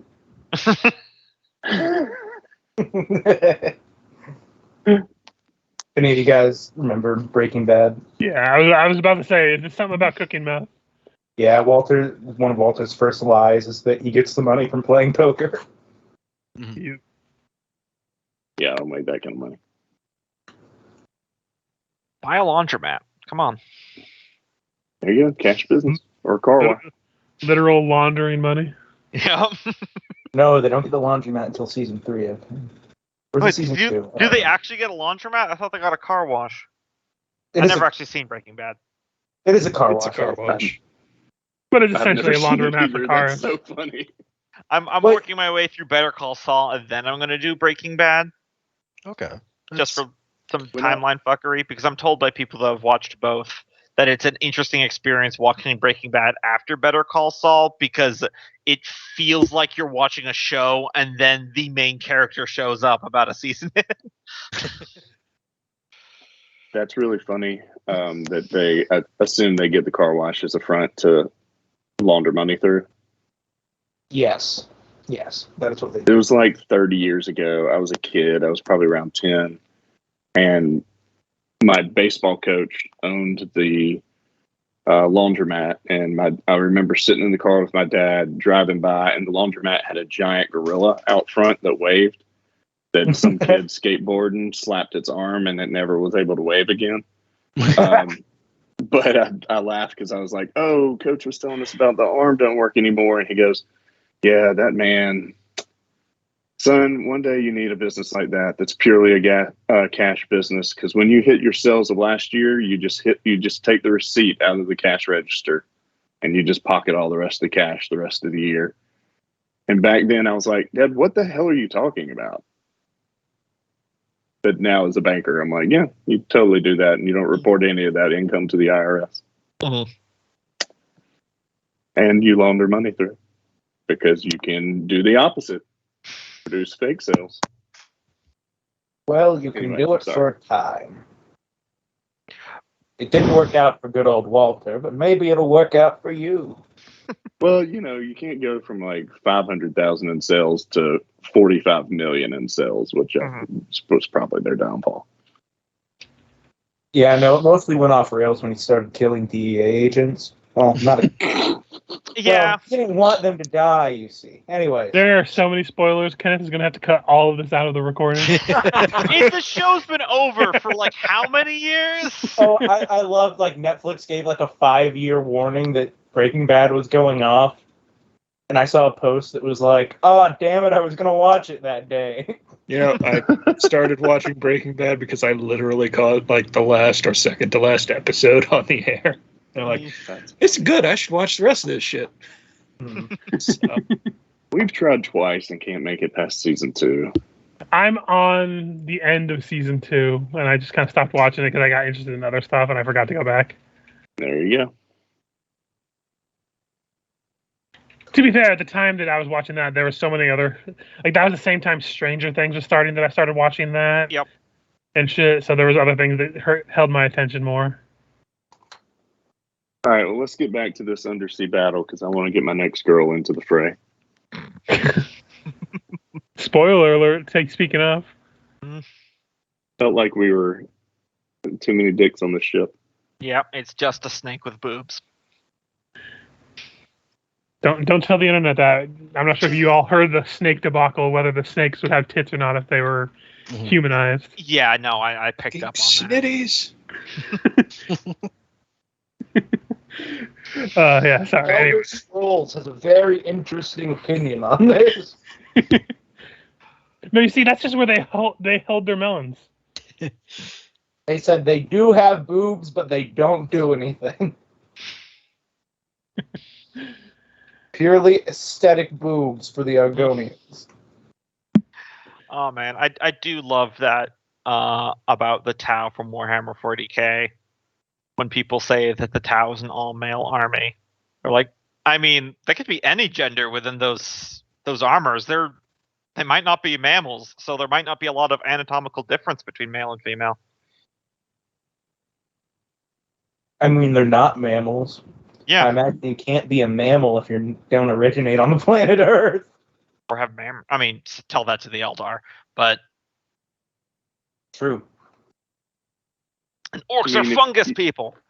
If you aren't from Earth, you can't be a mammal. That's not fair. What about the dolphins?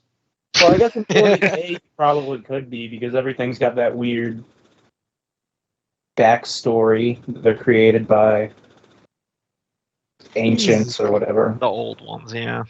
Really, the argument on whether or not aliens could be depends on how powerful convergent evolution is.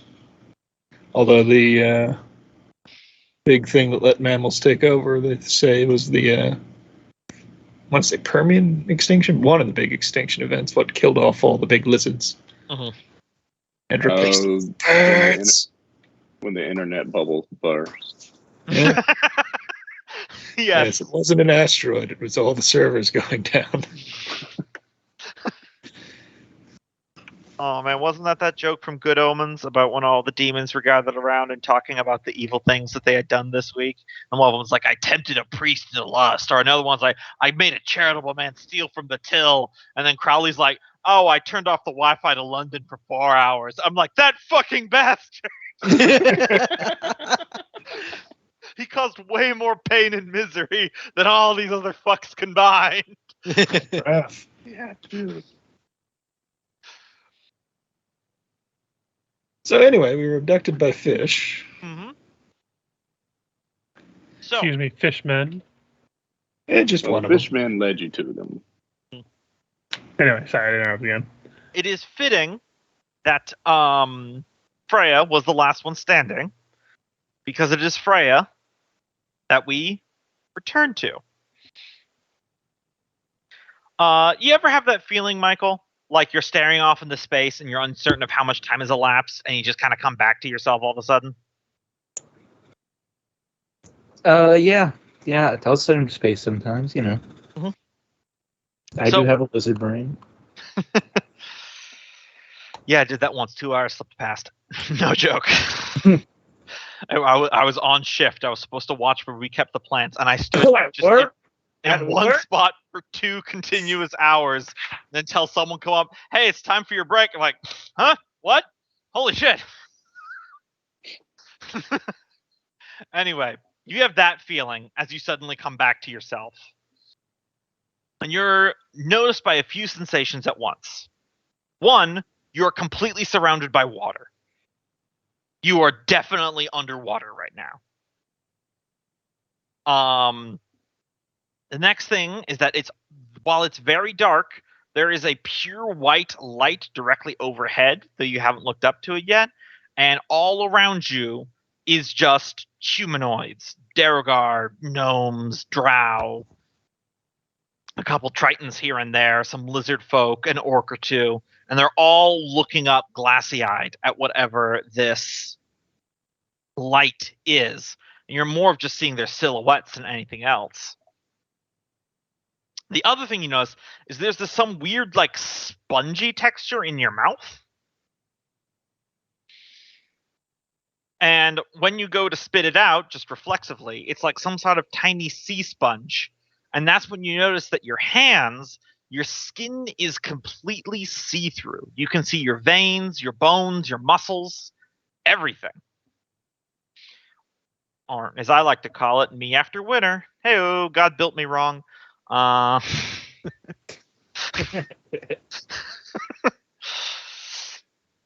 Also, you're not drowning. And you definitely don't have a lungs full of air. And can I move around at all? Yeah. When you start to look around, your shoulders are suddenly grabbed, and you look, and it's Ivy.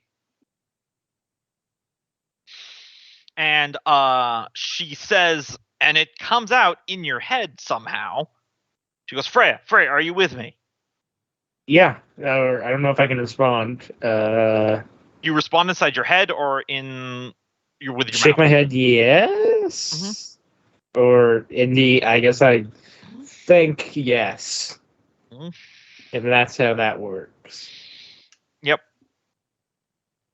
Okay, good. You have to follow me. Swim as fast as you can. We don't have a lot of time. You feel a reverberation through the seabed floor as a towering just shape seems to be moving in the darkness outside. Don't have to tell me twice. She starts rapidly swimming, and you're swimming behind her. You have none of your armor and equipment. It's just the clothes that you would wear under your armor. As you're swimming through this field of people that are just kind of creepily looking up at some sort of light that's over their head. And as you kind of look around, you do see off in the distance what looks like some kind of large fish-like creatures with eel-y tentacles off in the distance. And if you ever try to wander off, Ivy's like immediately like grabbing you and trying to pull you behind like some anemone or some reefs as something like a giant like daddy long leg style crab ambles past. She says in your head again, all right, we need to be as quick as possible here. I have a safe house set up on the edge. I'll answer whatever questions you have when we get there. Just you need to stick close for now.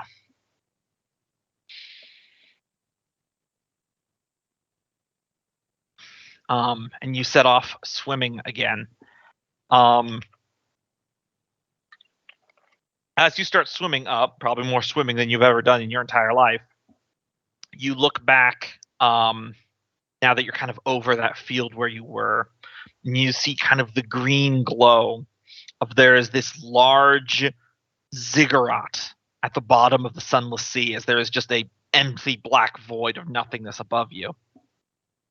The ziggurat is glowing green, and there's some sort of fish creature swimming around it. But around the ziggurat is a ring of obelisks.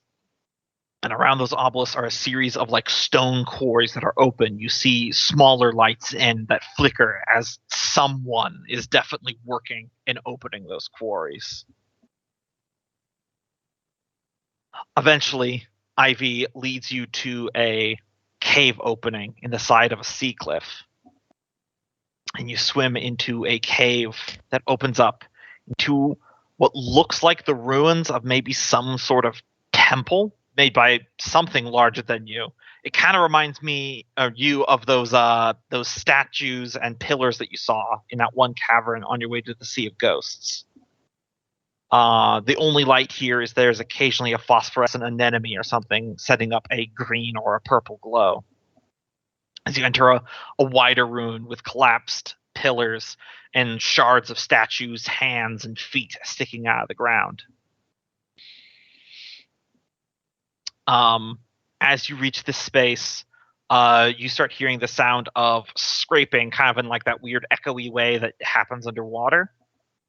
And you see Iago, who has kind of transparent skin like you, and he's currently pulling like algae and anemones off of a statue that it takes you a moment to realize is actually your battle suit.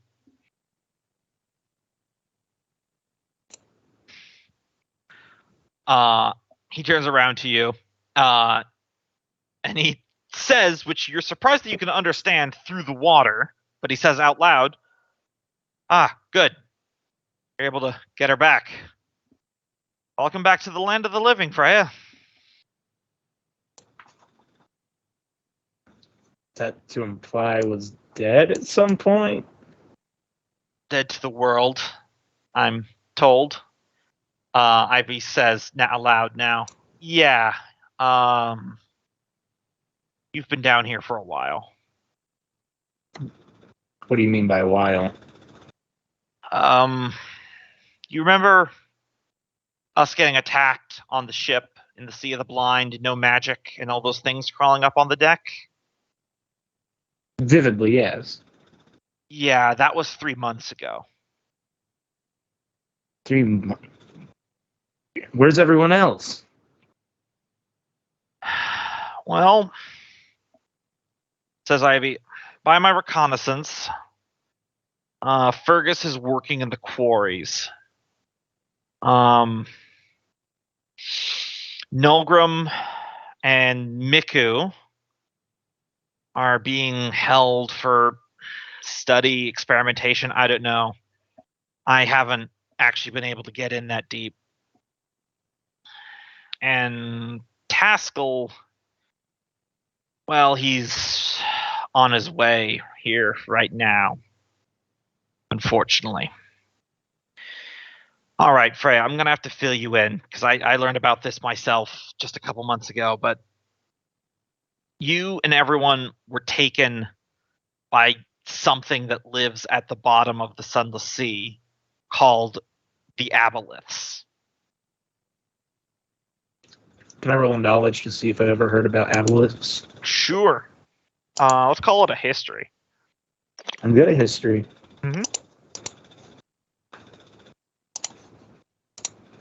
Oh, yeah.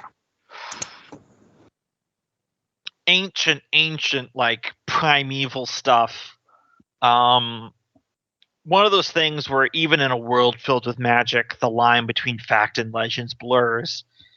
But they are apparently an ancient race of, I guess, big tentacle fish that live at the bottom of the ocean that are apparently capable of taking over people's minds. And according to myth, though most people question this, they predate the gods. Huh.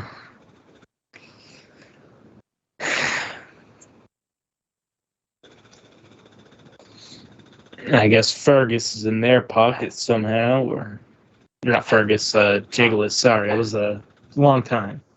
Yeah. Got some names mixed up. Yeah. It is likely he was an agent of them the entire time. I've been told from some new friends I made in between the incident and now, the Aboleths have a very particular way of mind control. They don't so much exert direct dominance over you at all times as much as they use their powers to convince you that to get what you want is to just do everything that they want. So you eventually hit the point where they don't have to be actively controlling you with their magic for you to work for them. So whoever Jigless was before they got him, that person's gone now. That sea sponge that you spit up when you regained consciousness, that wasn't dispelling magic or something. That's a mind blank sponge she has a little back that was given to me. I just erased your memory of the last 3 months. Sort of a reset, if you will. Oh, is it something I shouldn't remember?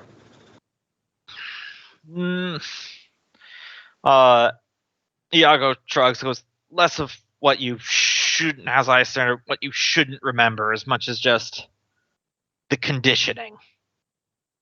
Brainwashing into making you think that what you want is what the Aboleths want. Ivy says, like, for example, Freya, what's like the one thing in the entire world that you want more than anything else? To get to Dammerhall, for God's sake. Right. So the Aboleths would convince you that working for them will draw you closer to that goal, that they're guiding you down that path. And they eventually put so many thoughts in your head that you don't know what you believe or what they believe or what they want you to believe anymore. Does that make sense? Yeah, so I got one more important question for you. All right. Anti-magic field. Still active? No, not down here. We're not underneath the Sea of the Blind anymore. I should be able to get my suit back up and running. Give me, say, a day, and I can have you on more devices ready. As long That's as it's in somewhere we can use magic, the rescue plan should be able to get underway pretty quickly. That's the hope. Because Taskell's on his way right here, right now with the guards. All right, getting in the suit. The Abelisks have put him to work, it would seem. So, I'm going to set up a little encounter here. Oh, sure, they have the cleric work for them, but they have the friends just work on a core that someone's pissed all over. I kid.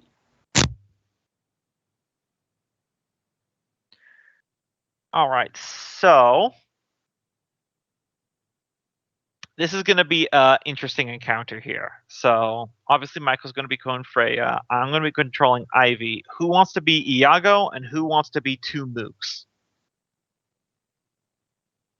Take the two mooks. Okay, so one mook will be Loki, and then Cope. Do you want the other mook? Sure. All right.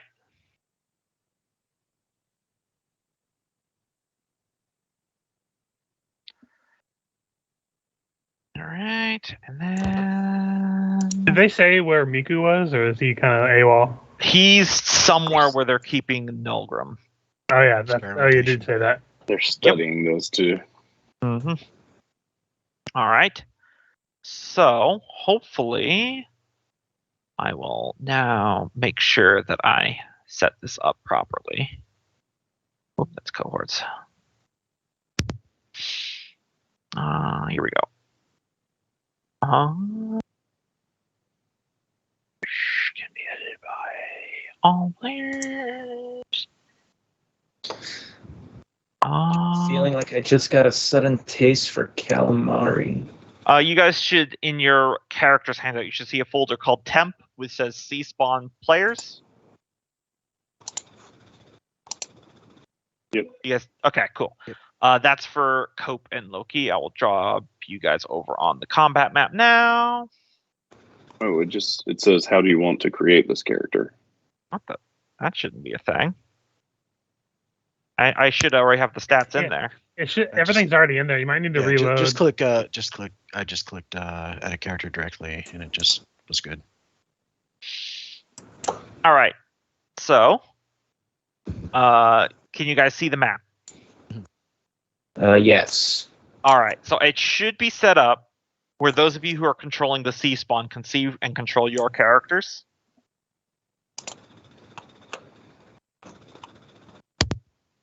They're there. Yep. Okay. And Richard, you said you're doing Iago, right? I didn't, but I can. Okay. Because I think you're the only one left. Okay. Yeah, that's fine. So, Taskell, from your perspective, you've arrived at this cave because a Freya has run away from her captivity in the fields of your masters. You know for an absolute fact that doing everything the Abelisks say will bring glory to the dwarven people, and that there is no price too high, including death of your kin. So you need to go in there and you need to kill everyone else. All right, I'm going to bring up the initiative tracker. This should be an interesting kind of asymmetrical encounter. All right, Ivy, have you got one of those sponges? Yep, we just got to either hold them down or knock them unconscious. I'll try to get in there and see if I can get them grappled. You just get ready. Got it. Let me see here. I used to one of these. But there's initiative.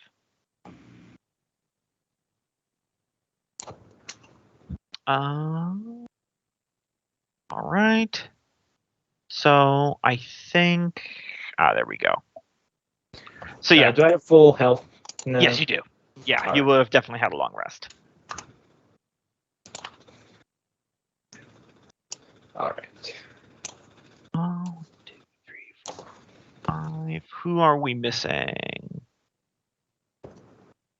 I think we're just missing Freya from the initiative. Oh, did it? Okay. Sorry about that. No worries.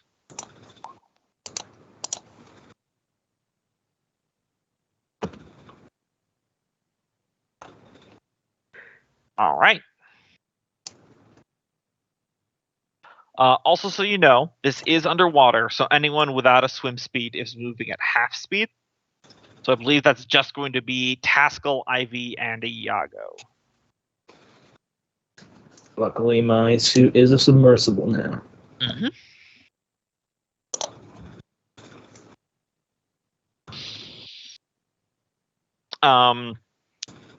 So, as a bonus action, Ivy is going to expend some charges and activate the Darksaber wand. She managed to get that. Nice. You Yep. saw that from Nogrim. Nice. And then, let's see. With a, let's see, half of 35. Yeah, she should be able to get there.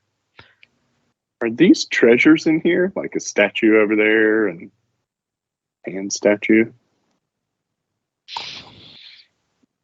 They're just like physical. They're just like statue ruins. It is, I believe, that would be Loki. Your turn, because you're the tentacle sea spawn. We might be in Ariel's human worship cave.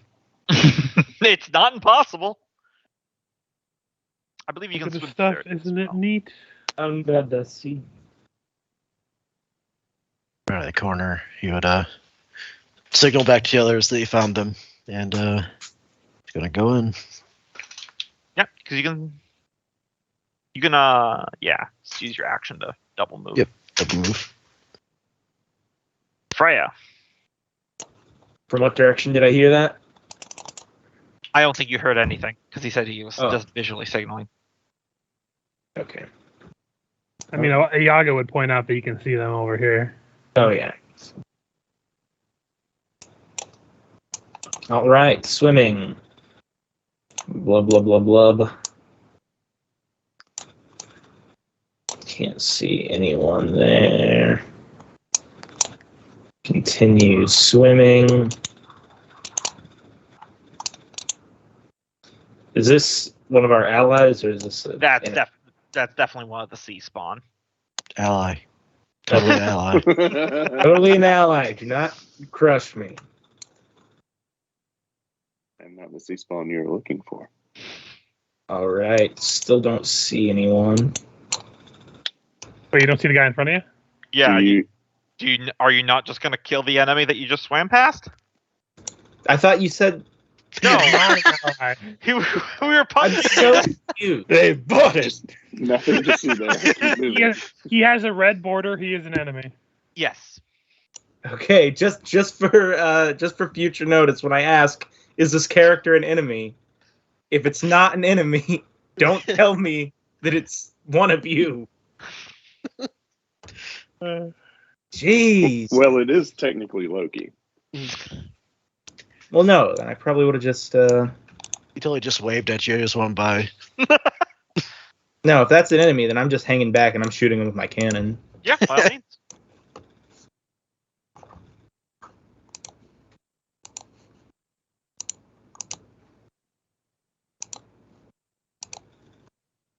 In an alternate universe, my character totally thought he had a friend.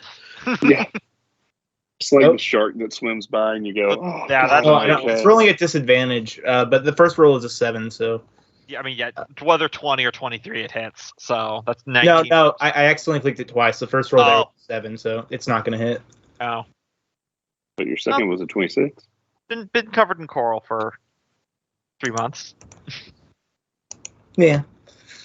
Well, anyways, that's what I'm going to do. Yeah, go. Yeah, I can. Never mind. Sorry. So it's safe to assume his pistol's not going to work underwater. No, but the hand crossbow and everything else will. Okay. But So he's- anything beyond your normal range increment, long range just automatically misses underwater. yeah, what is the range increment on And crossbows. I think it's Look like that up. I think it's like 40 feet. But I think so. I'm just going to double check it real quick since I already have the page open. Mhm.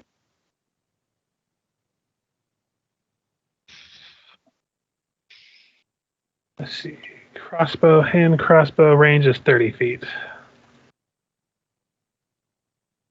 But he is going to have to get closer. And he's moving at half speed, so let me... I guess he'll just hide behind this little coral thing and just hold the fire until they get closer, since it doesn't seem good to get that deep in with his limited movement. Yep. Taskell. Also, I realized that everyone has vision for Yayago. I totally made that mistake. Oh well. It speeds up the encounter. Yep. He's actually technically counts as an animal companion, so he can see through his eyes. Yep, I'm barreling around the corner. It's half speed and it's a double move, so. And then it's Cope's C-spawn. You're the one with the bite attack. Oh yeah, baby.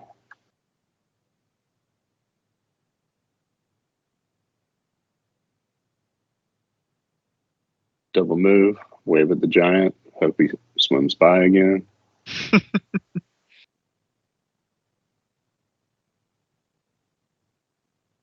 Okay. Navy's turn.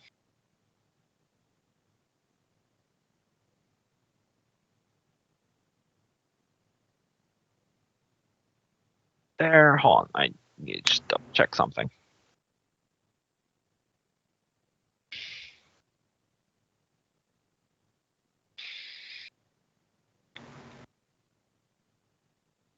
Just reading an ability because believe it or not, I'm not used to using characters with class levels in this game.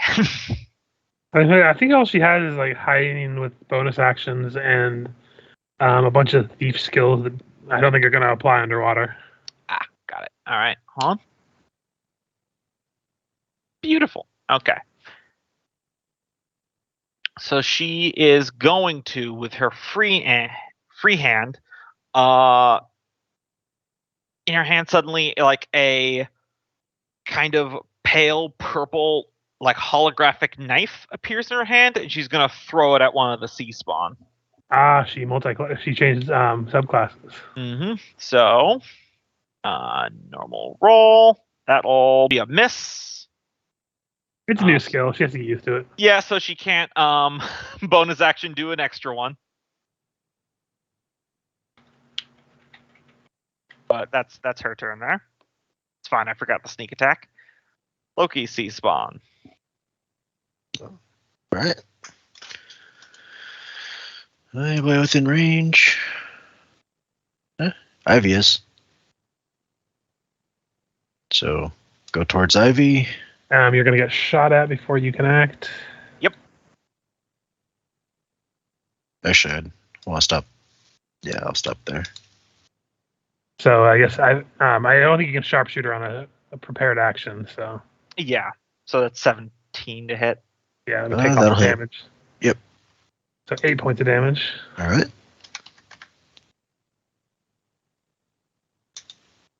Then multi-attack, 2 unarmed strikes, and then a tentacle. Mm-hmm. That'll hit. Go ahead and just don't miss. So 5 bludgeoning. And then tentacle. That'll just meet. All right. For 5 more. She's grappled. and 5, 10, 15, 20.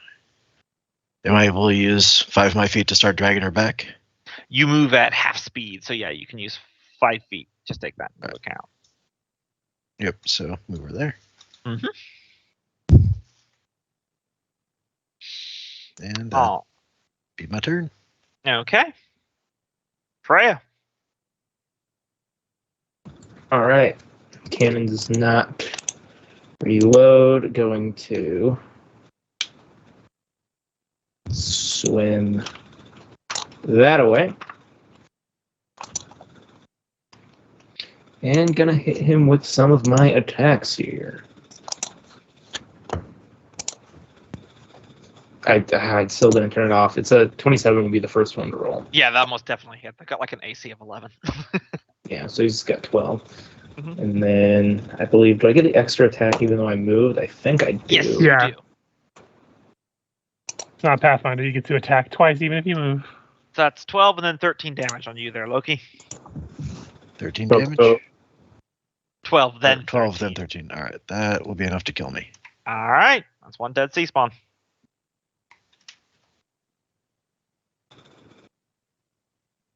Okie doke. That ends the grapple on Ivy. Iago.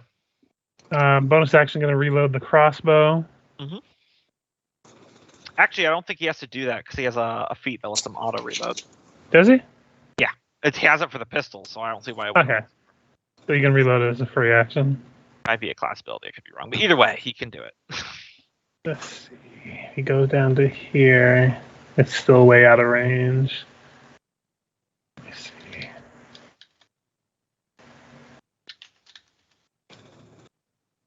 No, he's just going to go down to here and prepare to shoot if that thing gets within range, I guess. Okay. That's all I can do. Taskell. I think I'm in about the same boat on the sea floor. But yes. Under the sea. Mm-hmm. The GM Double makes you move. try to murder your family. Waggle my axe threateningly. Mm-hmm. Oh, you kids, raw. This side here. That's Cope's sea spawn. All right. Beware the spawn of the sea. He's going to move to here. Use his tentacle to try. He doesn't have a tentacle. He's the bite attack one. You do get shot with a critical hand crossbow when you got in range for 16 points. Hello. Sorry, I didn't set that up properly. Loki's the one that has the tentacle. You have a bite attack instead. Okay. Then he will go straight in for Nivy. And he still has the unarmed. Yes. Okay. That'll hit. Does it auto roll? No, you have to hit the little thing that says attack here on the roll thing. Yeah, right next to the number that it rolled, if you just hit the attack word, it'll roll the damage. Gotcha. There it is. 5 damage seems to be the number of the evening. It'll also hit. You guys are getting some good rolls against poor Ivy. Oh my god. Yeah, go ahead. Oh God, what if I kill Nivy? We have someone who has heals. Right, Freya?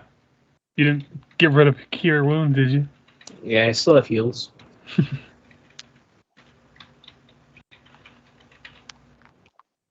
The biggest concern is the blender that's coming up.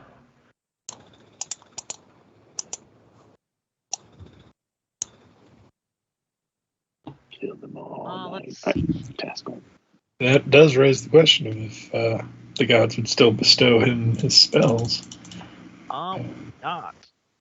Mm-hmm. It is dim lighting in here, so she is going to bonus action hide.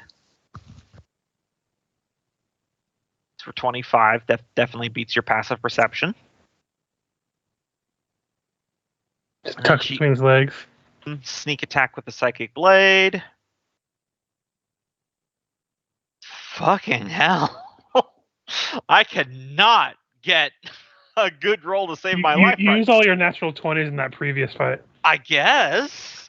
You got like 3 natural 20s on poor, me, and then, who was it, the other one that got hit? I think it was Nolgrim. Yeah, Nolgrim got one of them at least. I think Freya might got the other. And if she had hit, she could have then disengaged because she has the mobility feat. So if she hits people with a melee attack, then she can move away without provoking attack of opportunity. Yes, the opposite sentinel. So Freya, it's your turn. All right, moving out of range of this guy, so I think he'll get an attack of opportunity. Mm-hmm. That is okay with me. Did you get your laser back? I'll roll for that in a second. That's where I'm moving. 1d6. Do not get it back, but I am going to grapple Taskell. All right. So that'll be opposed athletics. You're using your suit, of course. Yes.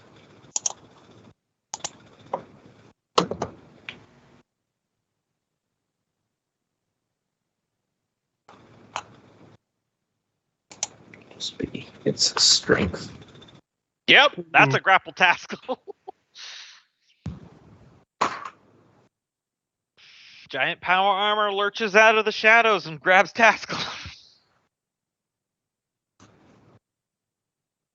All right, Ivy. On the way. Iago. He's gonna fire at this thing. First, fuck, I'm gonna put sharpshooter on. Alright.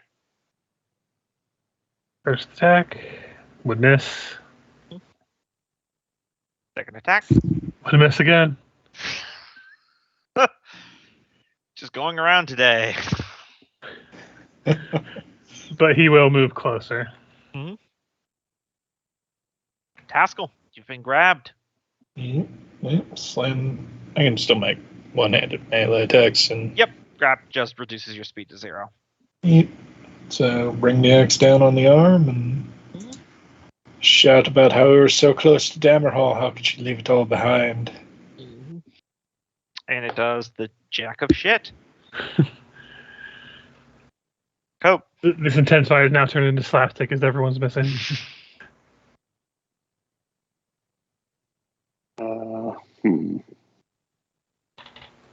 There's no flanking, so he's going to stick to killing the one in front of him. All right.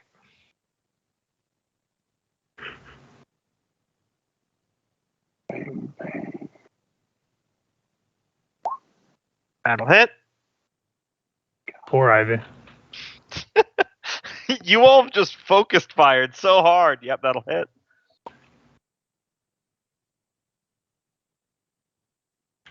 Last one will miss, finally. Oh, God. I swear, the rebuild made her better in combat. Sure. I have just have had piss Well, poor we'll rolls, never and know. you guys have just been blasting her. Either way, bonus action disengage. Yeah, she can just mace that because her movement speed is faster even with it halved. So I'm going to use her dagger, but it's not actually damaging. It's just if she hits that she's going to try to shove the brain sponge into Taskell's mouth. There it is. Finally. Yeah, but this is only a food shove maneuver. Yep. I call it the shovel technique. All right, Taskell, you're going to be unconscious until they kill this last sea spawn. AKA ending the encounter. So I pray that someone can get a shot off so we don't yakety sax this last guy. Oh, hey, the cannon's gonna shoot it down. He's got 11 AC. It should be highly possible. He's invulnerable. There it is. Oh, 12. Just barely. But 29 damage will completely massacre him. Just I make him. envision one of those undersea explosions where it just kind of. Yeah. I pictured you plastered on the wall, but the shape of you is just silhouetted because you're just dust. He gets Pompeyed. Yes. Dark. That ends the encounter. Now, Taskell, you're beginning to regain consciousness as I am going to be giving you guys Ivy's new sheet. She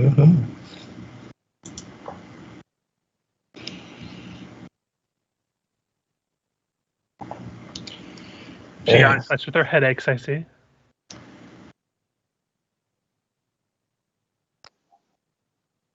That was Ivy, I've been mean. Oh, go ahead.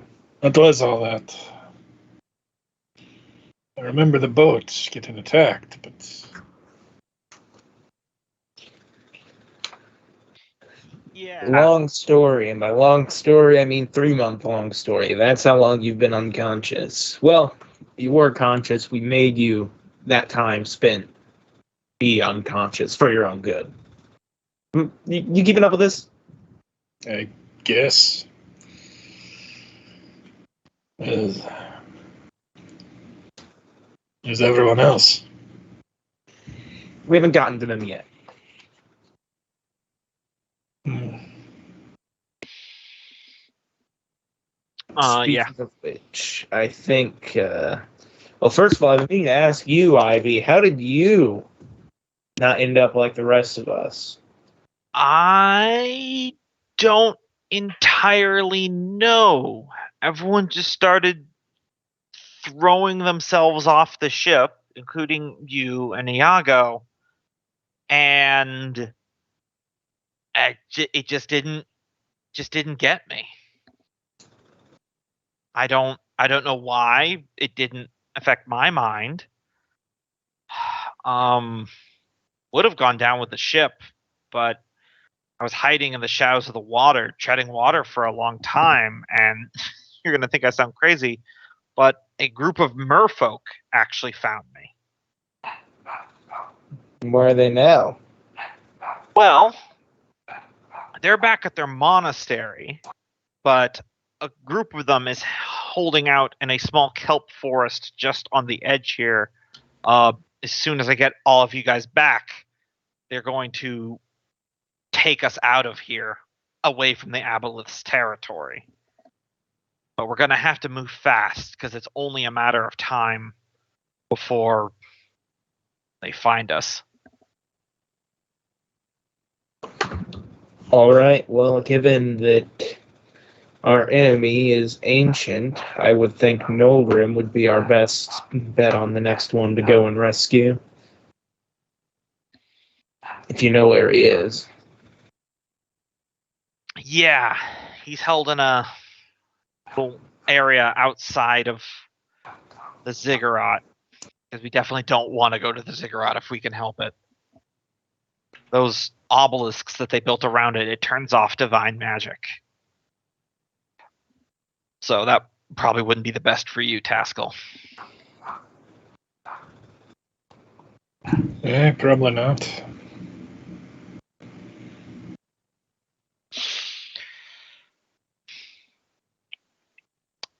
Well, if we're going out there, you just make sure we're moving quickly and quietly, and above all, we really need to avoid this big guard thing that they have. It's like a pile of rocks and chains. You might have seen it when you regained consciousness, Freya. Kind of a long shot trying to lure Taskell here to free you from it as well. But hopefully, and that's when the ground shakes, and the rocks in the cavern ceiling start cracking some as coming down through the ceiling. Let me do this.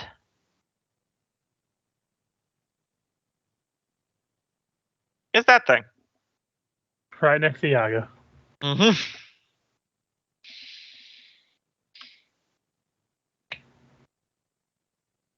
Okay. Immediately focus fires Ivy Ivy. Yes, immediately focus fires Ivy Ivy. So this will be another quick encounter here. I'm sorry. I know this is a very asymmetric session. I'm sorry about that, guys. It's fine.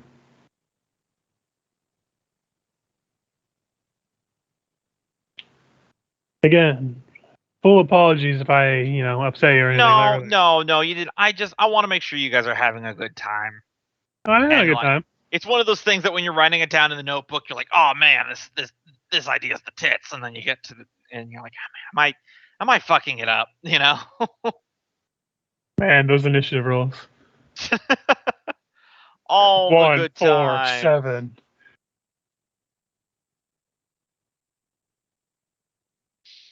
All right. Oh, For and who Ivy's wants to, hit points. oh yeah, anyone who wants to control Ivy, because I'll control the big thing this time, so someone else can have Ivy.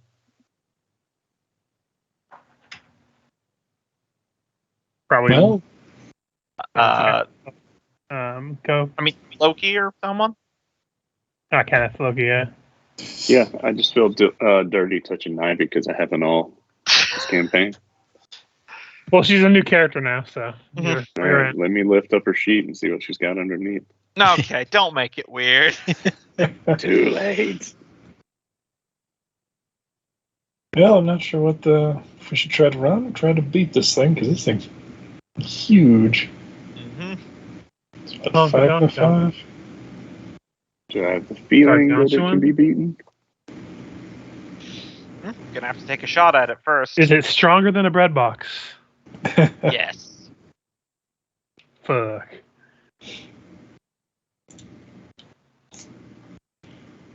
Range of touch. So even if I could use stone shape on it, I probably can't get to it. But I guess I'll try to brush past. It'll take a double move. I don't know if charge is. Don't recall if charge is a thing in 5e. It's not. Also, does someone who's controlling Ivy want to actually roll her initiative? Because she's not on the order. Yeah, gotcha.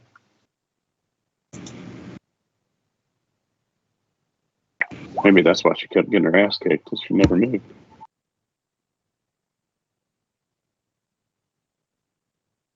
So we'll say Pascal can go first, but then it'll be Ivy's turn.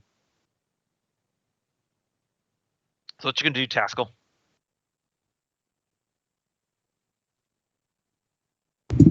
Well, that was a double move, but yeah, Ivy. All right, Ivy.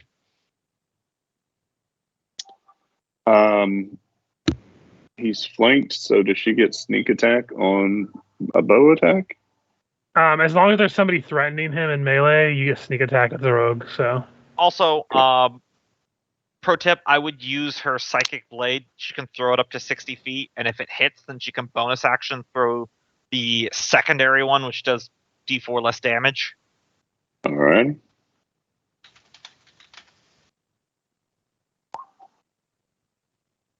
That'll hit. Ivy has an ivy, or Ivy has an ivy in your back. quick, yeah, there we go. Not giving me. Oh, okay. Then bonus. Second one will not have sneak attack, by the way. You only get sneak attack once per round. Bring me more sneak attack. Unfortunately, that would have been a good sneak attack, but Yeah. Every sneak attack is a good sneak attack. As she throws those two psychic blades, it blasts several rocks away as they go tumbling down to the ocean floor. Clearly hurt by the attack. Iago. It's not immune. He's not in a good position, but he'll take a couple swings at it with his scimitar, I guess. Mhm. So probably turn sharpshooter off because Yep. it's not going to benefit from a scimitar attack. Nope. Second one. Nope. Action surge. I'm going to do it 2 more times. Yep. Hey, that'll hit. That'll hit. So Redemption. 16 points slashing, reduced by whatever resistance because it's not a magical weapon, and I imagine a rock has resistance. Shaping. As he's cutting into these rocks, it doesn't seem like there's so much glued together as much as they're just kind of floating in a vaguely humanoid shape around something. Freya. All right, gonna roll for that cannon.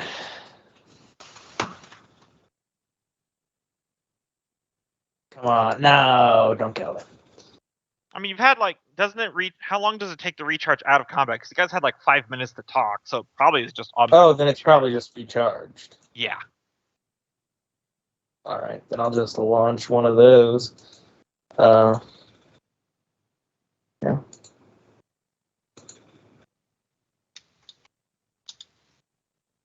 No. Man, the dice is not on the side. Damn. Stepping up, I'm gonna do another attack. Okay. with the trident. That'll miss. Damn. Fucking the god Benny Hill is laughing at us. It's going to make 2 slams attacks, once against Freya, one against Taskell. So Freya. I'm pretty sure that hits. Yes. And then Taskell.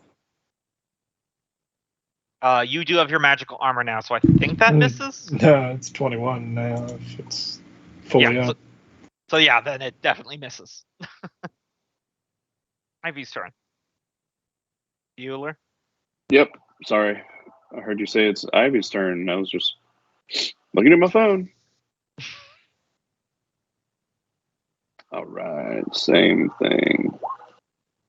That'll hit. Stabby stab stab.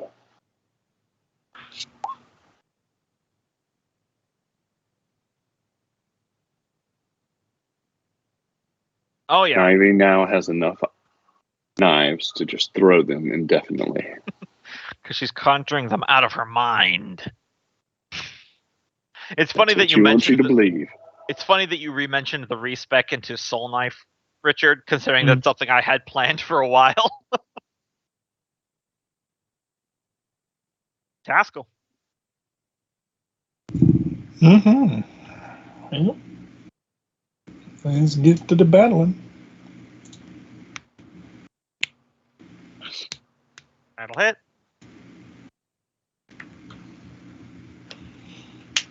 Mm-hmm. Let's see. It has resistance to fire damage because it's underwater. Mm-hmm. You all have that too. Yeah, you're all just blasting the rocks off this thing's body.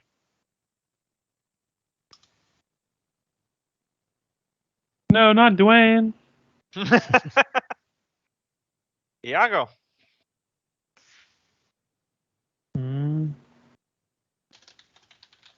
Gonna take a couple swings. That'll hit.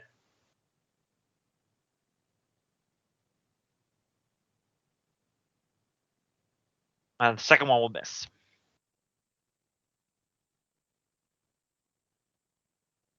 Freya. All right.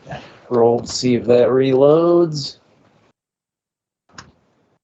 Oh, so just 2 attacks.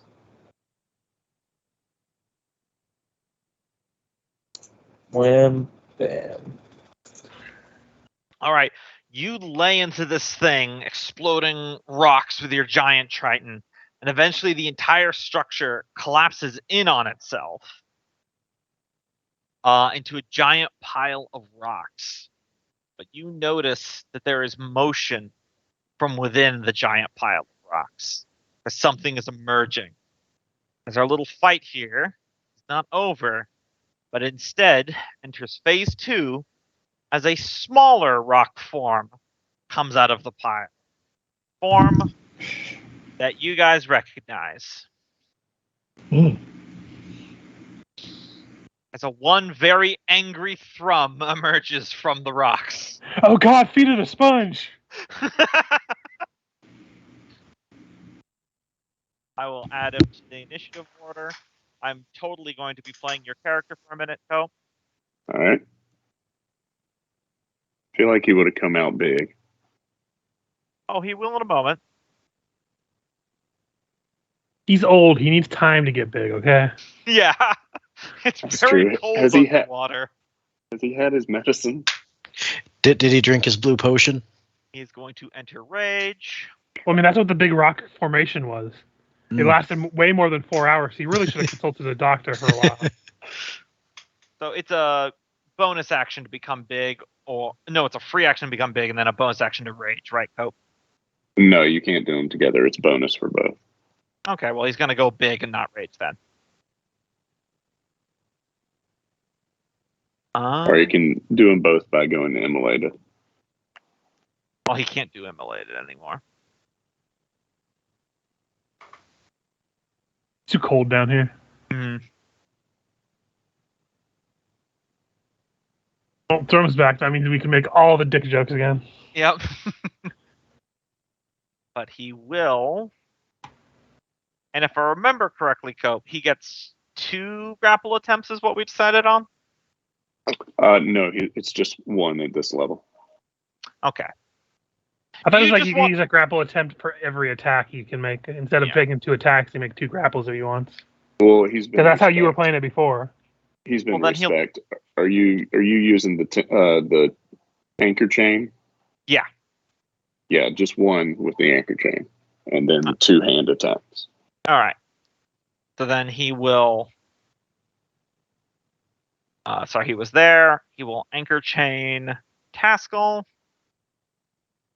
I believe that grapples him, and if I remember correctly, it pulls him closer. If you want to pull him closer, it's a DC 15. Do you just want to swap characters? Because I don't know what I'm doing, and you definitely know what you're doing. I'll just play Ivy again. You Yeah, so You he fight. would go. he'll grapple Taskell and leave him where he is, and then he is going to take a swing at Freya. Gumbo, you know Cope wants to make the most complicated fucking characters he possibly can. Yeah. We had this conversation last week with this fucking animal companion that can do everything that a person can do, but better. How many new classes did he pick up after this downtime he's been away? I almost convinced him to just go pure barbarian, but he walked it back. Oh God. Okay, so that's 1 on Freya, and then I can't see who's the one below him. That's Iago. Iago, and he'll attack Iago 1 time too. And now this is how Thrum kills the party. Okay, if this is how the game ends, that would be on Ko. We're making a character that kills the entire party. Look, I'm spreading it out, dude, and I have a feeling the cannon will crush him.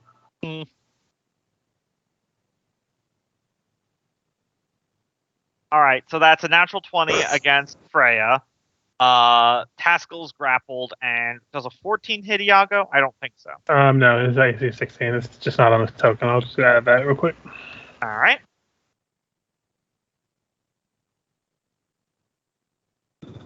Ivy's turn.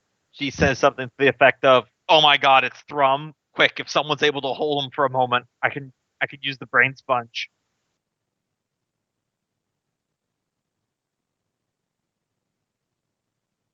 But she will just use her guides. More accurately, she'll bonus action activate and then throw the dark sickle. Whip. And miss. I guess I'm rolling for Ivy again. She won't move. Taskell. Okay. So, gotta try and break out to grapple first. Yep, he's got you at range. Give a opposed grapple athletics there. I rolled Yep, a save. Taskell gets out. I rolled save. It should have been 4 higher, but the tie, he would have broken it. So Yep. Yeah, he would have been at high. I usually give it to him. Yeah.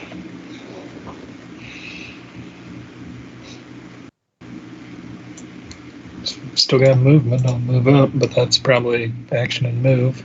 You can bonus action. Yeah, true. Could get the hammer out.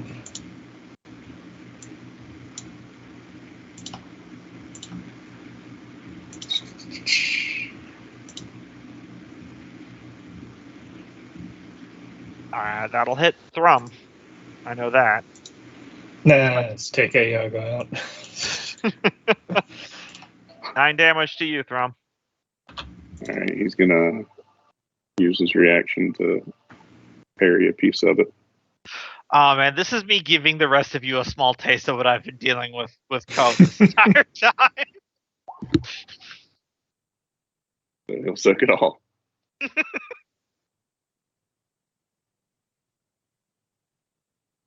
Iago. He's gonna step up, knowing he could not possibly grapple this thing. You can just beat him down. Yep, that's what he's gonna do. First attack. 17. That'll miss. Second attack. Oh my god, that like hit. I was gonna say that better hit. 9 damage. You don't have a reaction, so you can't soak this one. I know that for certain. Yeah, but he has his 3 temporary hit points for this round, so take 6 damage. Fuck, I forgot you could do that. Oh, genuinely. Well, he's once too he's strong. back in the party, he'll have 12 temporary hit points. You know, I used to joke that Kenneth made the broken characters, but now it's Cope. Oh man, the exterior Rocky form I used as a red herring was way weaker than this. Yeah, that was just him getting prepared. Yeah. The rock broke, and then he's like, "Oh, this is how you want to do it." All right, gonna try to put Thrum in a full Nelson. That rock armor was just the heavyweights of Rock Lee from Naruto. Oh my god. Please get a natural 1, Cope. For the love of I have God. a feeling. I mean, he has 2 chances anyway, so Please get me this time. nope. Ray, you can get 1 more grapple attempt, even because he succeeded. All right. Can't they team up on a grapple? Son of a bitch. It'll give advantage, but even at advantage, your athletics is plus 12. Yeah. I would like to imagine that at somewhere in your guys' heads, you're like, was he always this strong? And he's not grappling y'all do yet. notice he's now like dripping wet, almost like those sea shambles that attacked you. He's you're dripping wet. And I mean, you're underwater. I don't think there's dripping anywhere. Oh yeah, that wouldn't But really he does describe have anymore. he does have rusty chains wrapped around his arms now, right? Yeah. And probably seaweed. All right, God help us, it's Thrum's turn. All right, he is going to. Oh man, I could give Loki control of Ivy, and I could just entirely watch this on. He's gonna fling his. Is he gonna chain rage? At no, the grapple is a bonus action, so he's going to fling his grapple chain at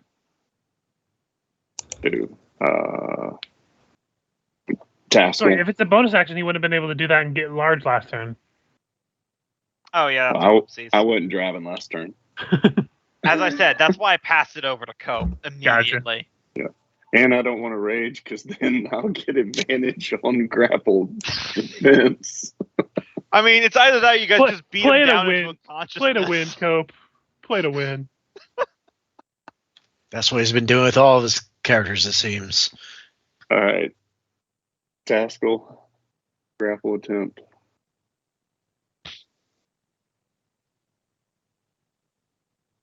God. Right. And then he's going to hit Freya. Are you fucking kidding me? Wow, that's incredible. And he's going to hit Iago. He's seriously tanking like half the party right now. Well, I mean, to be fair, I think the main damage dealers were him and me. Like, not counting Taskle's absurd magic powers. Oh my god. All right, you old son of a bitch. I'm just gonna knock you out and deal with it later. Loki, please roll for Ivy because I'm rolling really badly right now. Okay. She has the dark saber and she can sneak attack on top of that. But the Darksaber, I think, has to get close to him. And No, you can I throw think the one. dark saber. Yeah, but then it goes away. Whatever you want to do. Tell him about the one that she can throw and get a bonus throw. That's the Psychic blade and bonus blade. Yep. Is she able to sneak dim light and all? Yeah, she could bonus action hide. Okay, we'll do And it that. doesn't even, she doesn't even have to hide because, well, she'll get advantage if she hides. Yeah, but she'll get an advantage on attack rolls if she the does. sneak attack happens regardless as long as there's an That's ally in probably it not anyway. gonna do well. Yeah, his passive's probably higher than 12. Yeah. What's your passive, Co? 15. Of course it is. Well, you can still attack. Yeah. Well, isn't he a ranger? Isn't that wisdom based anyway? Yeah. Yep. All right. Move in and psychic bleed. You can also throw the psychic blade too. We'll go close range. All right. How that's do you definitely- calculate passive wisdom? Make sure to add Is that- 3d6 for psychic. The Oh. attack. Is it your proficiency? It's 10 Passive plus. is 10 plus your perception. Yeah. Yeah, whatever you would add to. Then it should have been 11. I don't know why the sheet's saying it's 15. What's your perception modifier? Is it +1? My perception is a 5. Yeah, so that's then have a passive point. perception. it's If it's 10 plus whatever you would add to your perception. Oh, I thought it was 10 plus wisdom. It's Okay. it's literally just the average. Gotcha. Hey, So so 19 that's points of psychic damage. yep. Yeah, she can do You a lot can- of psychic damage now, which is good because not a lot of things are resistant to that. God, he has so many fucking hit points. Yeah. Mhm. He's a barbarian, isn't he? Mostly. I guess, A yeah. lot more now than he was before. Which isn't the same as you were like 7 classes before. He did lose the monk levels. Thank Amazing. God. Look, that was my first 5e character. I was trying to make a concept, so I just threw everything together. Now, ironically, they've made some classes, not classes, what are they called? Subclasses. Subclasses. Yeah. They've made some archetypes that are what I was trying to do. So That'll miss. Mhm.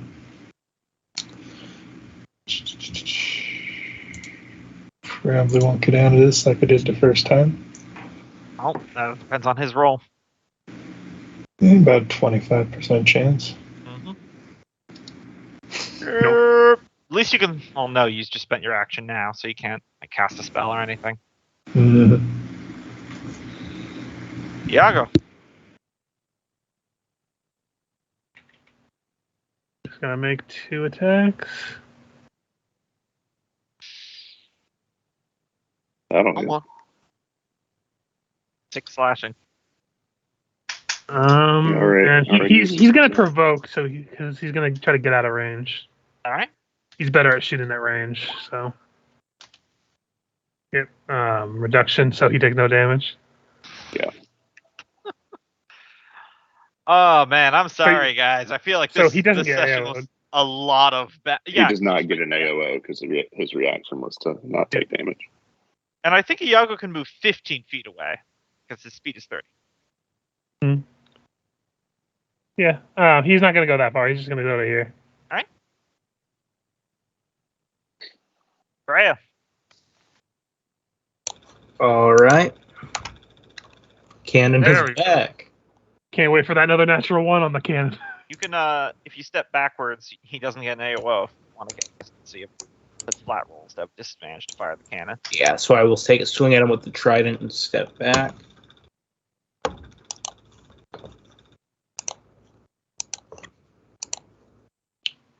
That meets it. That's 12 piercing Alright. damage. And he doesn't have any way to get around that damage. And cannon. That'll miss. I think That he doesn't said hit. Yeah. He's got 19 AC. Oh man, I feel like I made all the wrong decisions this playing this session. All right, Thrum will bonus action. Or are you finished, Freya? Oh, yeah. We're all Nice. finished. Took that one. Thrum's gonna. On the bright side, the session's almost over, so there'll be all new mistakes next time. So what system do you guys want to play next? Well, I think the next one up in line is Curse of the Crimson. Yeah. Although, if joking aside, if this campaign does wind up burning before, I say we just push through Rune Lords and get it done, Mhm. and then we can start Curse and Starfinder after that. But Mhm. hopefully that doesn't happen. Yeah, I would hope. I would be sad with myself forever if it all blew up this session because I made a couple bad design decisions. Oh shit! Alright, I realized I with used that Psychic moment- Blade instead of the Dark Saber. Oh well. Yeah. At least it's still scoreable. So Yeah. Thrum. At least you were able to hit him and get damage on him. Yeah, could have added a few more D8 to that. And attack He's good. Freya once. Now he's reached his final form. Because he's got so much reach, you Got a guys. miss. And now the damage is reduced to half because he's raging. Except for Psychic. Psychic does full. He'll swing at her again. And force. And Force. Okay, so that's 11 points of 12 damage. for Freya.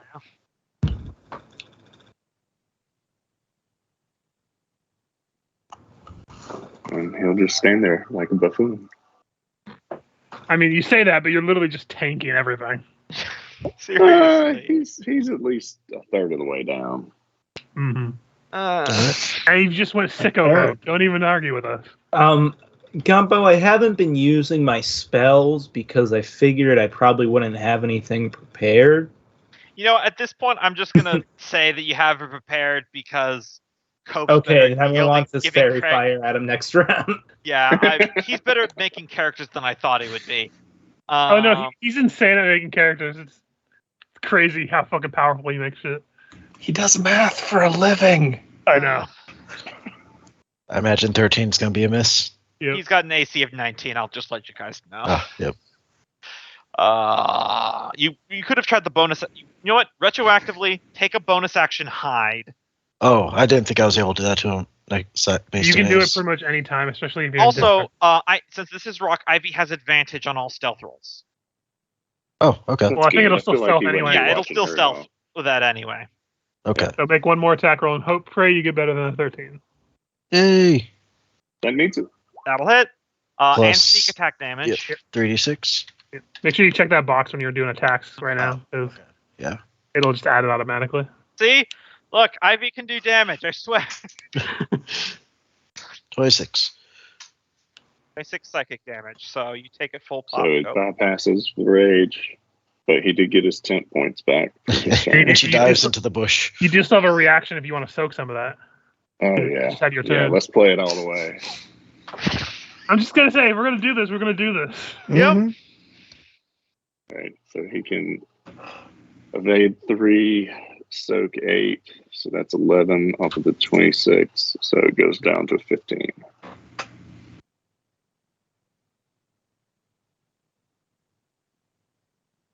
It's going to be fun that Ivy's going to kill him in the end.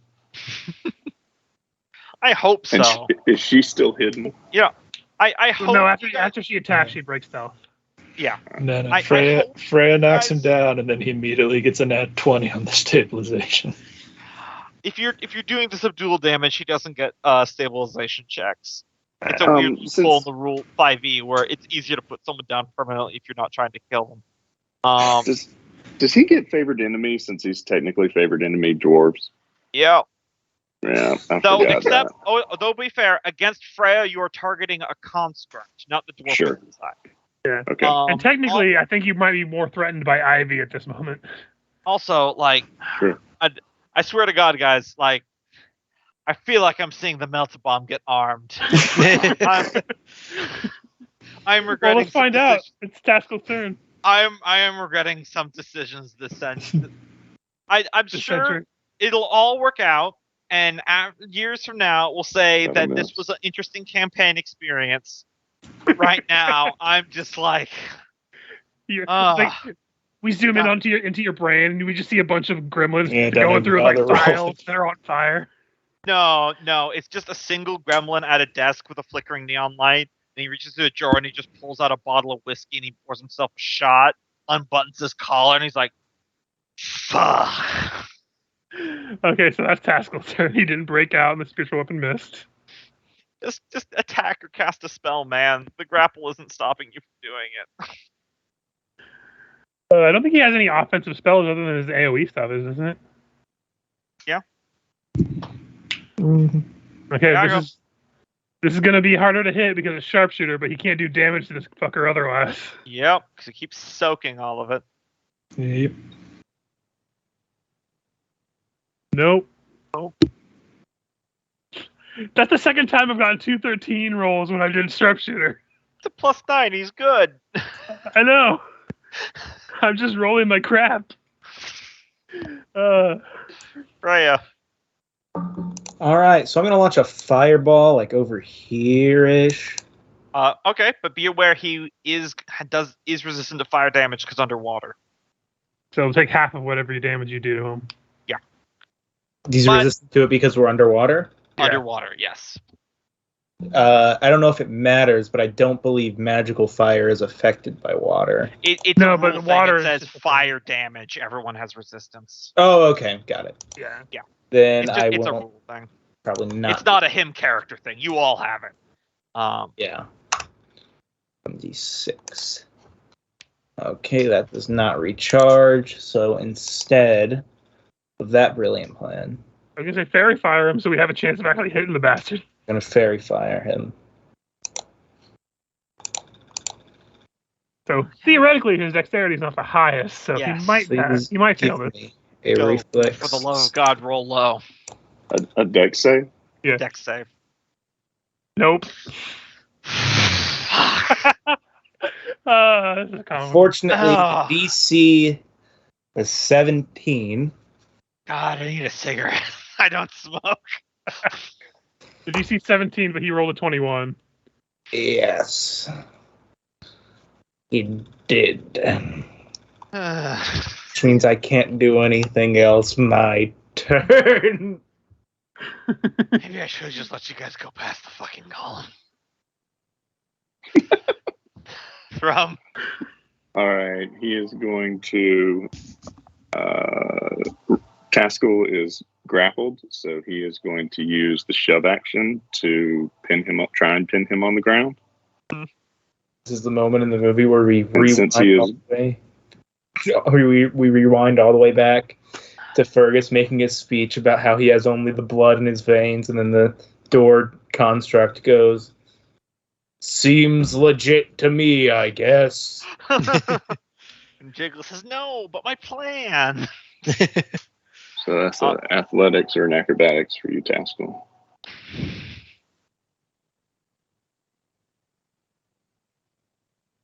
I know we're trying to survive, but I feel like Throne would be targeting Ivy a little bit more. So you've got 8 damage, and you're now This is just.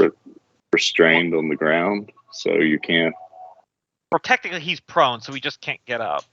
But he's grappled and prone, so what is it? He can't get up? He can't get up and he can't move. And all attacks against him have advantage. And so that's one attack, and then the second attack, he's going to hit Ivy. Come on, nat 20. I'm sure it's going to come. Well, No. that'll hit her all the same. Oof. Still up, though. Yep, she has 4 hit points. And then bonus action, he's going to swing his chain at Iago. He has reached at 15 feet. Yeah, his chain. it's the dredge chain ability for a barbarian. You can grapple him too? I thought you could only grapple one person. Oh, no, you have His 2 chain hands. lets him do more. Yeah. Let's see. His acrobatics is technically higher. So I don't know what the grappled DC and is. takes 9 damage. It's 22. My roll there for the chain is an opposed grapple. Gotcha. Gotcha. That's it for him.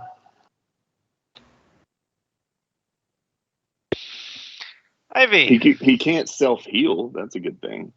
except for the temporary hit points he gets every round.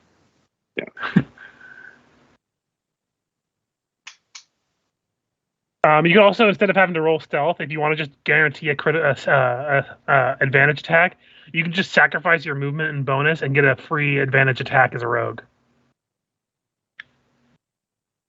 Okay, if you're there. Oh, sorry. Yeah. So yeah, if you don't want to have to risk rolling a stealth and rolling poorly, you can just get a free advantage attack as a rogue. Oh, okay. Yeah, I'll definitely do that. Because you're not going to move from there anyway, so. No. Why is she up so close? Why wouldn't she be throwing from far away? I don't know, Loki made the choice. Yep. I don't know, rogues. I think they failed to tell you she can throw. Well, that because dagger. I thought like throwing the dark saber ended the spell. It does. It does, but you can also throw your psychic blades up to 60 feet away. Oh.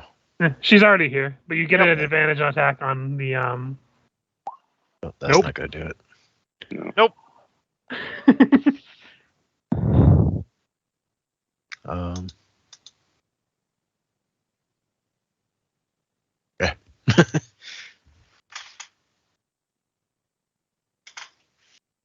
Pascal.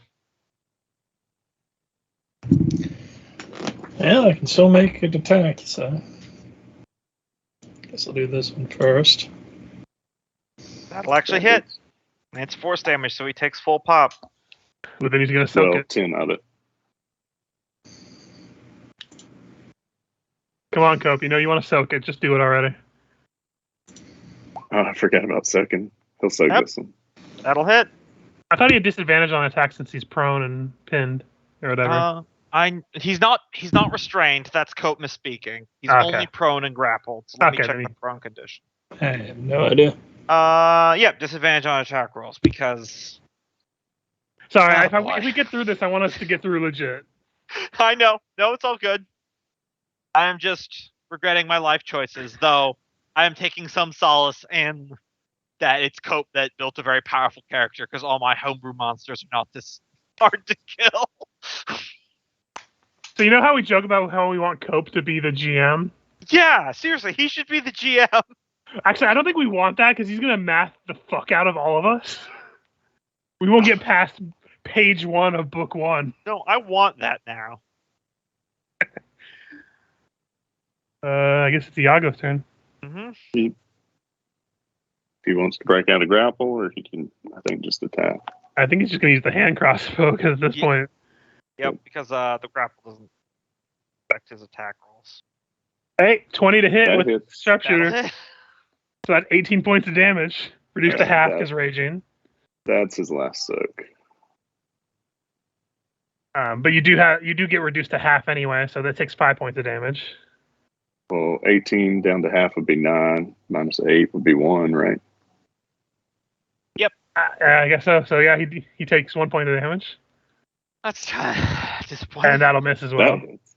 No, it doesn't. Minus 5 from 122. Red 25, 25. Yeah, for some reason it doesn't automatically subtract it. I tried. Yeah. So that's his due. Freya. Okay, that does not recharge, which means I am stepping back. I think you can use a spell slot to recharge it if you want. I think I thought I remember you doing that before. Yeah, you could use a bonus action to expend a spell slot to recharge it. Yeah, I'll go ahead and do that. So, well, I was still stepped back. Yeah, well, you were still stepped back, so. I'll go ahead and roll it. And then do... Come on. 11. Fuck. Why do you step back? Does that provoke? Well, no, He would have been at range, and then he would step in to do his melee because range would have disadvantage close range to you. And 11 again. Jesus. Is the disadvantage determined if he was within reach? No, it's Firing into a melee situation with a ranged weapon is a disadvantage. yeah. I am going to leave. I'm going to have to leave here for just a minute at least at 10. It's Storm's turn. We'll see if he kills anyone. Yeah. All right, he is Brick shit house. going to hit Ivy. How much health are you at, Cobe? Ivy's unconscious. He's at 55. And Okay. then he's going to swing at Taskell with advantage. Literally at half health. This is the hardest boss of the entire campaign. And he's going to bonus try and whip grapple Iago again. Well, he's already grappled. He's You gonna just had him be remove it, unconscious when his exterior form Whip fell.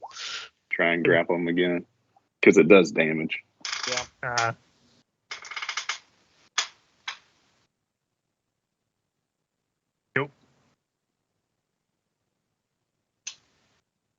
That's it for Thrum. I have Fucking no- Thrum being a Dark Souls boss. I have no idea why in my head I thought, yeah, 4 of you focus fire on Thrum. He's tough, but every other single entity boss I've thrown at you guys without action economy, you've crumped straight into the ground. Like Freya hits twice with the cannon, then it's over.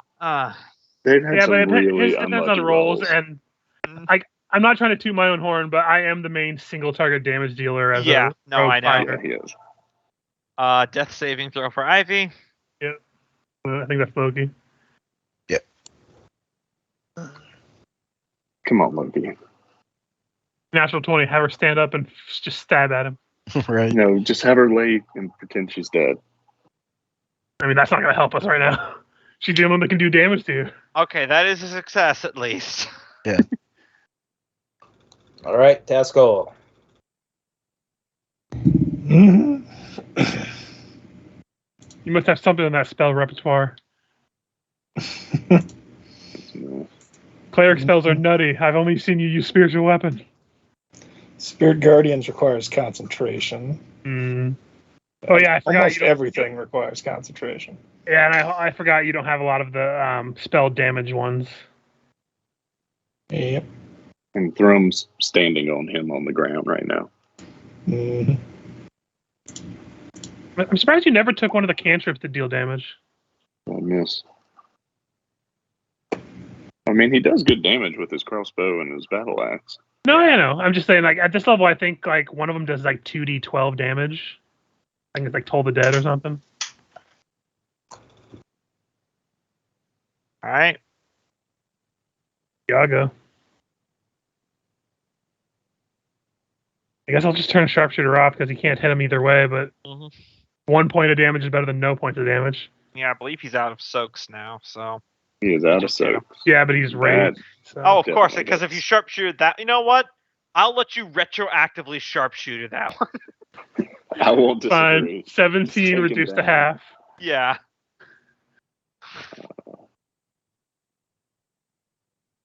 You get another attack. 8. You turn sharpshooter Minus off and then you 3, start so- hitting. I know. I would have hit with Sharpshooter there too. Whatever. ahead. It's 6 points of damage. Reduced to 3. Raya. All right, stepping back, bonus action, using a spell slot, then shooting a cannon because this is the best shot we have at taking him down. Yeah. Mhm. Oh, Hit. finally. 21 force 21 Did damage. force it. damage. That actually on the Did board. it. And he has no temp or soak or anything. You can't. Yeah, you can't reduce that to half since it's force. I think so. And then do you want to step back in and melee attack him? I can't because the melee attack is a bonus action, I believe. I think you get 2 attacks as an action at this level. Only Okay. within your suit, and then you can bonus action attack on top of that, so you can It actually. depends on if the Eldritch Volley is considered an action or part of an attack. Oh yeah, it's considered an action. You're right. Okay, so never mind. It's Thumb's turn.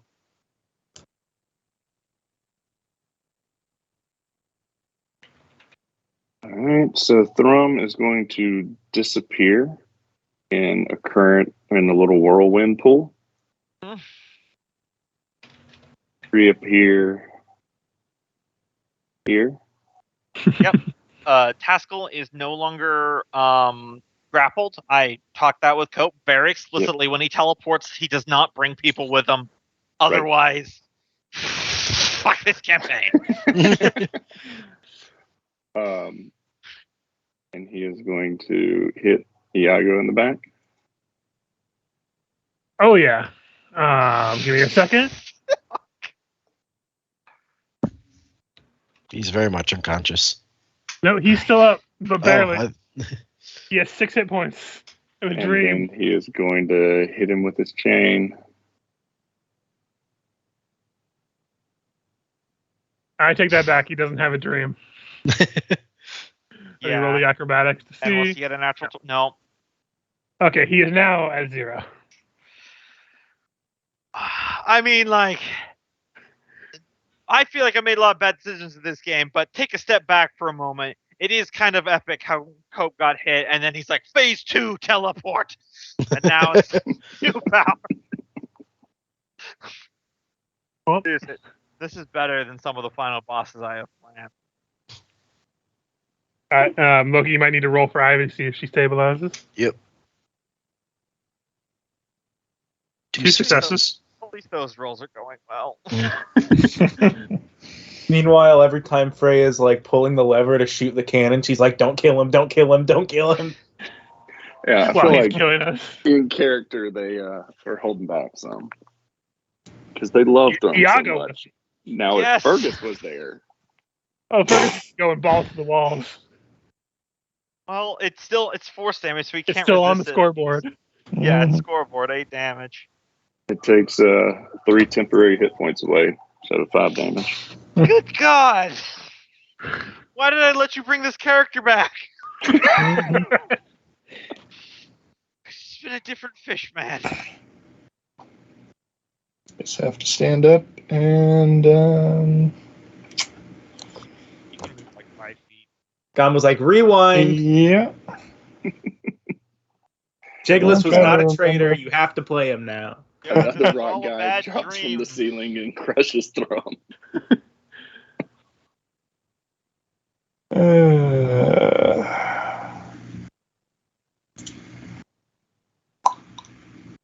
Yeah, might as well. 5th level spell slot. Here we go. 16 hit points to Iago and Ivy, and I think we are not quite boned, but close. Don't you heal yourself as well? Yes, probably.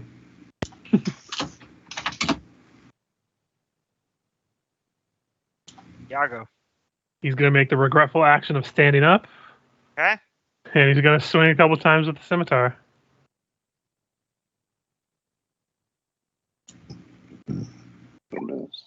That's a hit. Gonna do it. So 2 damage. Please hit with your cannon, Freya. This is. Someone This is give her torture. the fucking help action. Can you help a cannon, though? If you could conceive how you're somehow making it so she has an easier time hitting Thrum, yes. Taskell just grabs the cannon. No, aim here. Earlier, I was going to suggest that Freya, Taskell, and Iago each try to grapple a different limb. That still only gives advantage, and his grapple is ridiculous. Mm-hmm. Truly. What the hell? Like, my first thought when we started fighting was like, oh, Iago should try to go up and grapple him. Then I saw the plus 12. I'm like, no. All right. Freya.